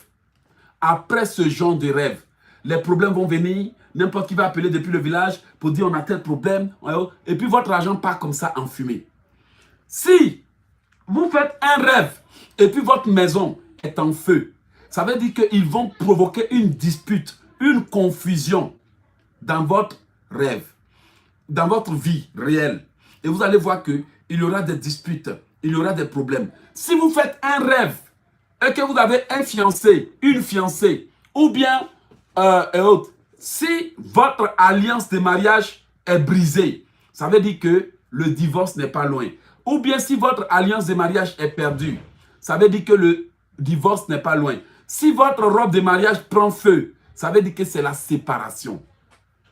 Si vous faites un rêve où vous voyez que des morts et des morts, ça veut dire qu'ils sont en train de détruire, tuer votre vie, vos projets et votre destinée. Ils sont en train de tuer quelque chose dans votre vie. Là, vous verrez que des morts, les visages des morts et autres. Quand vous faites un rêve où vous vous voyez en train de manger, ça veut dire qu'ils sont en train de vous initier dans la vie. Ou bien, ils sont en train de vous donner un poison mystique qui ressemble à une nourriture. Mais en réalité, c'est pour soit tuer vos rêves, tuer vos visions, tuer votre santé, tuer vos bénédictions. Si ce n'est pas pour vous initier dans la sorcellerie, c'est pour vous injecter une maladie, pour vous empoisonner d'une manière ou d'une autre, c'est pour vous faire du mal. Les rêves où vous mangez ensemble, en songe. Quand vous faites un rêve où vous avez des rapports sexuels, les rêves où vous avez des rapports sexuels, ça veut dire que soit vous êtes spirituellement marié à un démon, à un esprit que si vous ne chassez pas, vous n'allez jamais vous marier ou avoir de la stabilité dans votre mariage. Ou bien, ça veut dire qu'ils sont en train de déposer des poisons, d'envoûter votre corps, de vous souiller. Parce que les actes sexuels en rêve, c'est l'adultère indirect. Vous ne le savez pas, mais c'est l'adultère indirect. Donc, c'est non seulement pour déposer des poisons dans votre corps, pour que quand un homme qui va vouloir vous marier, quand il a des rapports, il n'ait plus envie de vous, c'est pour vous déposer en vous l'esprit de rejet, le mépris. C'est pour ça que vous allez remarquer que les femmes qui ont des problèmes de mari de nuit et leurs hommes se disputent beaucoup. Les hommes qui ont des problèmes de femmes de nuit et leurs femmes sont toujours instables. Et aussi, quand vous faites des rêves sexuels, c'est pour détruire vos chances. C'est pour détruire vos bénédictions. Les rêves sexuels vous souillent, ça détruit et autres. Vous savez, il y a un secret que j'avais donné un temps. Parce que, excusez-moi du thème, hein, quand je prêche, c'est pour vous enseigner. Le spermatozoïde humain qui est là, il y a un potentiel créatif dans le spermatozoïde. Un potentiel créatif. Donc, dans le cas où les forces des ténèbres qui vous combattent ne viennent pas pour vous souiller, ou bien ne sont pas mariées à vous, ou ne viennent pas pour vous salir spirituellement, c'est que quand ils ont les rapports intimes envers vous, par les rapports intimes, qu'est-ce qu'ils vont faire? Ils viennent retirer ce potentiel que Dieu a déposé en vous pour que votre destinée ne s'accomplisse pas. Ce qui veut dire que quand vous priez et que Dieu dépose des bénédictions en vous, parce que la Bible déclare, il en donne à ses bien-aimés pendant leur sommeil. Donc, quand Dieu dépose des bénédictions en toi, bien aimé, les bénédictions sont d'abord en toi avant de se manifester physiquement. C'est en toi, c'est entre les mains. Donc, quand l'ennemi vient, il peut aussi, par les rapports intimes, soutirer cette bénédiction. Voici pourquoi vous allez voir que l'impudicité est l'une des choses qui règnent partout dans le monde. L'impudicité, les débauches sexuelles, la fornication. Parce que les gens ne savent pas que, excusez-moi du thème, hein, dans le spermatozoïde humain, il y a un potentiel. L'autorité et la vie de l'homme est cachée dedans. D'ailleurs, c'est ce qui permet à l'homme de féconder et la femme aussi de tomber enceinte. Donc, la vie entière est renfermée dans ça. Ton sang, c'est ton sang. Donc, quand dans ton ignorance, tu as tellement couché avec des milliers d'hommes avant de te stabiliser, sache que chaque millier d'hommes qui est venu dans ta vie a pris quelque chose de ta vie, ou bien chaque femme qui est venue a aussi pris quelque chose dans ta vie. C'est pour ça que parfois vous allez remarquer que les gens, après avoir rompu avec un mariage, c'est comme si le mariage n'existait plus dans leur vie, ou après avoir eu certaines personnes, ça dépend de qui vient dans ta vie. Il y a des gens qui viennent, ils déposent le bonheur en toi, et il y en a qui t'en retirent. Une sorcière qui a le potentiel peut retirer à un homme tous ses dons, son autorité. Excusez-moi du thème, c'est un enseignement. Ça veut dire qu'elle peut coucher avec l'homme. Excuse-moi du thème. Elle est sorcière, mais l'homme ne sait pas. Elle a des puissances et des pouvoirs. Pendant que l'homme, dans son ignorance, comme les hommes qui foutent leur truc partout, partout ils ont trouvé ouverture, ils ne comprennent rien. Ils sont là, ils se jettent partout dans les bras de n'importe qui. Elle, quand elle est sorcière, quand tu couches avec un sorcier ou une sorcière, pendant que, excuse-moi du thème, hein, les gens ne le savent pas, pendant que toi tu es concentré en train de te satisfaire, elle en esprit, elle est en train de faire un transfert de potentiel de toi en elle. Quand vous tombez sur un homme qui est sorcier, vous n'avez pas remarqué, il y a des hommes qui croisent une femme et puis la séduisent, ils lui donnent des cadeaux, beaucoup d'argent, elle aussi, excusez-moi du thème, sans réfléchir, elle se donne, elle se donne, elle se donne, elle se donne. Et puis demain, pom, il coupe le contact, il se bat et va ailleurs. Et ces personnes sont capables d'utiliser la chance de quelqu'un d'autre pour réussir. Ils sont capables de faire un transfert de destinée. C'est pour ça que vous allez remarquer qu'il y a eu des gens, c'est comme si depuis que vous avez connu ces personnes, que vous êtes allé avoir des rapports sexuels avec elles, c'est comme si votre vie entière était bouleversée, vidée, plus rien ne va. Parce que tellement vous ne restez pas tranquille, vous êtes allé vous jeter dans les manias. Bon, bref, je ferme la parenthèse, je ne vais pas rentrer dedans. Donc vous devez savoir que l'autorité, le don, la confirmation, les bénédictions que Dieu dépose dans la vie d'une personne, c'est à travers son spermatozoïde. Vous allez remarquer qu'on dit les prêtres ne doivent pas se marier. Mais est-ce qu'on vous a une fois expliqué pourquoi un prêtre ne doit pas se marier? Les moines Shaolin ne se marient pas. Est-ce qu'on vous a déjà dit pourquoi les moines Shaolin sont enfermés dans les monastères et ne se marient pas? On ne vous a jamais donné ces explications. On dit non, tu peux vaquer à tes occupations, mais au jour de tes jeûnes, dis à ton mari de t'abstenir, dis à ta femme de t'abstenir. Ton corps ne lui appartient pas, mais quand c'est pour vaquer à la prière, voilà. Bien aimé, c'est très important de le savoir. Donc, comme je suis dans les significations des rêves, parfois, c'est comme ça que l'ennemi vient. Quand il vient coucher avec toi, c'est parce qu'il y a une bénédiction qui a été déposée en toi qu'il est venu chercher. Parfois, ils viennent coucher avec toi parce qu'ils sont spirituellement mariés avec toi. Parfois, ils viennent coucher avec toi pour qu'aucun homme ou aucune femme ne t'aime. Bien aimé, vous allez voir qu'il y a des femmes, c'est seulement quand leurs maris sont vraiment tentés qu'ils couchent avec elles. Sinon, à part ça, excusez-moi du thème, ils ressentent le dégoût au lieu de ressentir l'amour. C'est comme après vos rapports, le monsieur ne te veut plus. C'est dû au fait que parfois, par les attaques sexuelles en rêve, l'ennemi souille ton corps. Il pollue ton âme. Et quand il a pollué ton âme, tu vas voir aucun homme qui vienne dans ta vie ne peut te garder. Peu importe ta beauté. Les gens peuvent t'apprécier de loin. Ils peuvent t'aimer de loin. Ils peuvent t'adorer de loin. Mais quand ils sont en contact avec toi, l'amour ne va durer que 6 mois. Après ça, parfois après une seule connexion ou un seul rapport, ils disparaissent. Alors, quand vous avez des gens, quand vous êtes des gens qui sont victimes de ce qu'on appelle la magie sexuelle, la sorcellerie sexuelle, ou les attaques par les rapports intimes en rêve, ouvrez vos yeux. Brisez-les sérieusement. Et je vais vous donner des secrets. Comment briser un rêve efficacement. Là encore, quand vous faites des rêves, ou bien après votre réveil, vous devez apprendre à identifier vos mains. Il y a des gens, quand la main gauche leur démange, ils sentent qu'ils vont recevoir quelque chose de bon. Mais aussitôt qu'une main te démange, quelques minutes après l'autre te démange, sache que en ce moment tu as reçu quelque chose que l'ennemi tente de récupérer de l'autre côté. Ça m'est déjà arrivé. C'est pour ça que lorsque ta paume commence à te piquer, te démanger, commence à prier. Ce n'est pas pour rien. Il y a des gens dans la main de qui le diable dépose des insectes qu'on appelle les rongeurs, les démons des mains percées. Un jour, je vais vous montrer la photo. J'ai récupéré la photo sur Internet. La photo des gens à qui on a mystiquement percé la main. Ça veut dire que tu vois une main d'homme et ils ont planté une pointe au milieu. Ça, c'est ce que le diable fait pour faire en sorte que les gens ne gardent jamais d'argent. Quand ils ont pratiqué un truc comme ça contre une personne, vous allez voir que cette personne gagne beaucoup d'argent, mais elle ne garde jamais l'argent. Ça, ce sont les gens qui ont été victimes de la magie de main percée. À l'instant même où je parle, si ta main a été rongée par un insecte, je ne sais pas quelle bête qu'ils ont déposée dans ta main. Lève la main, je vais prier pour toi. Tends ta main vers moi, je vais prier pour toi.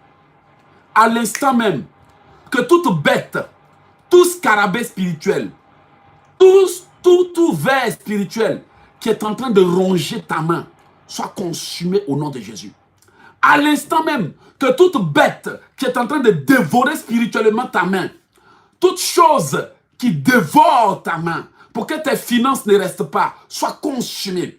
J'ai saisi cette bête dans ta paume et je retire pour jeter dans le feu. Que toute bête dans ta main à l'instant même, que le feu tombe sur cette bête et consume cette bête au nom de Jésus. Il y a quelqu'un qui n'arrive jamais à garder l'argent.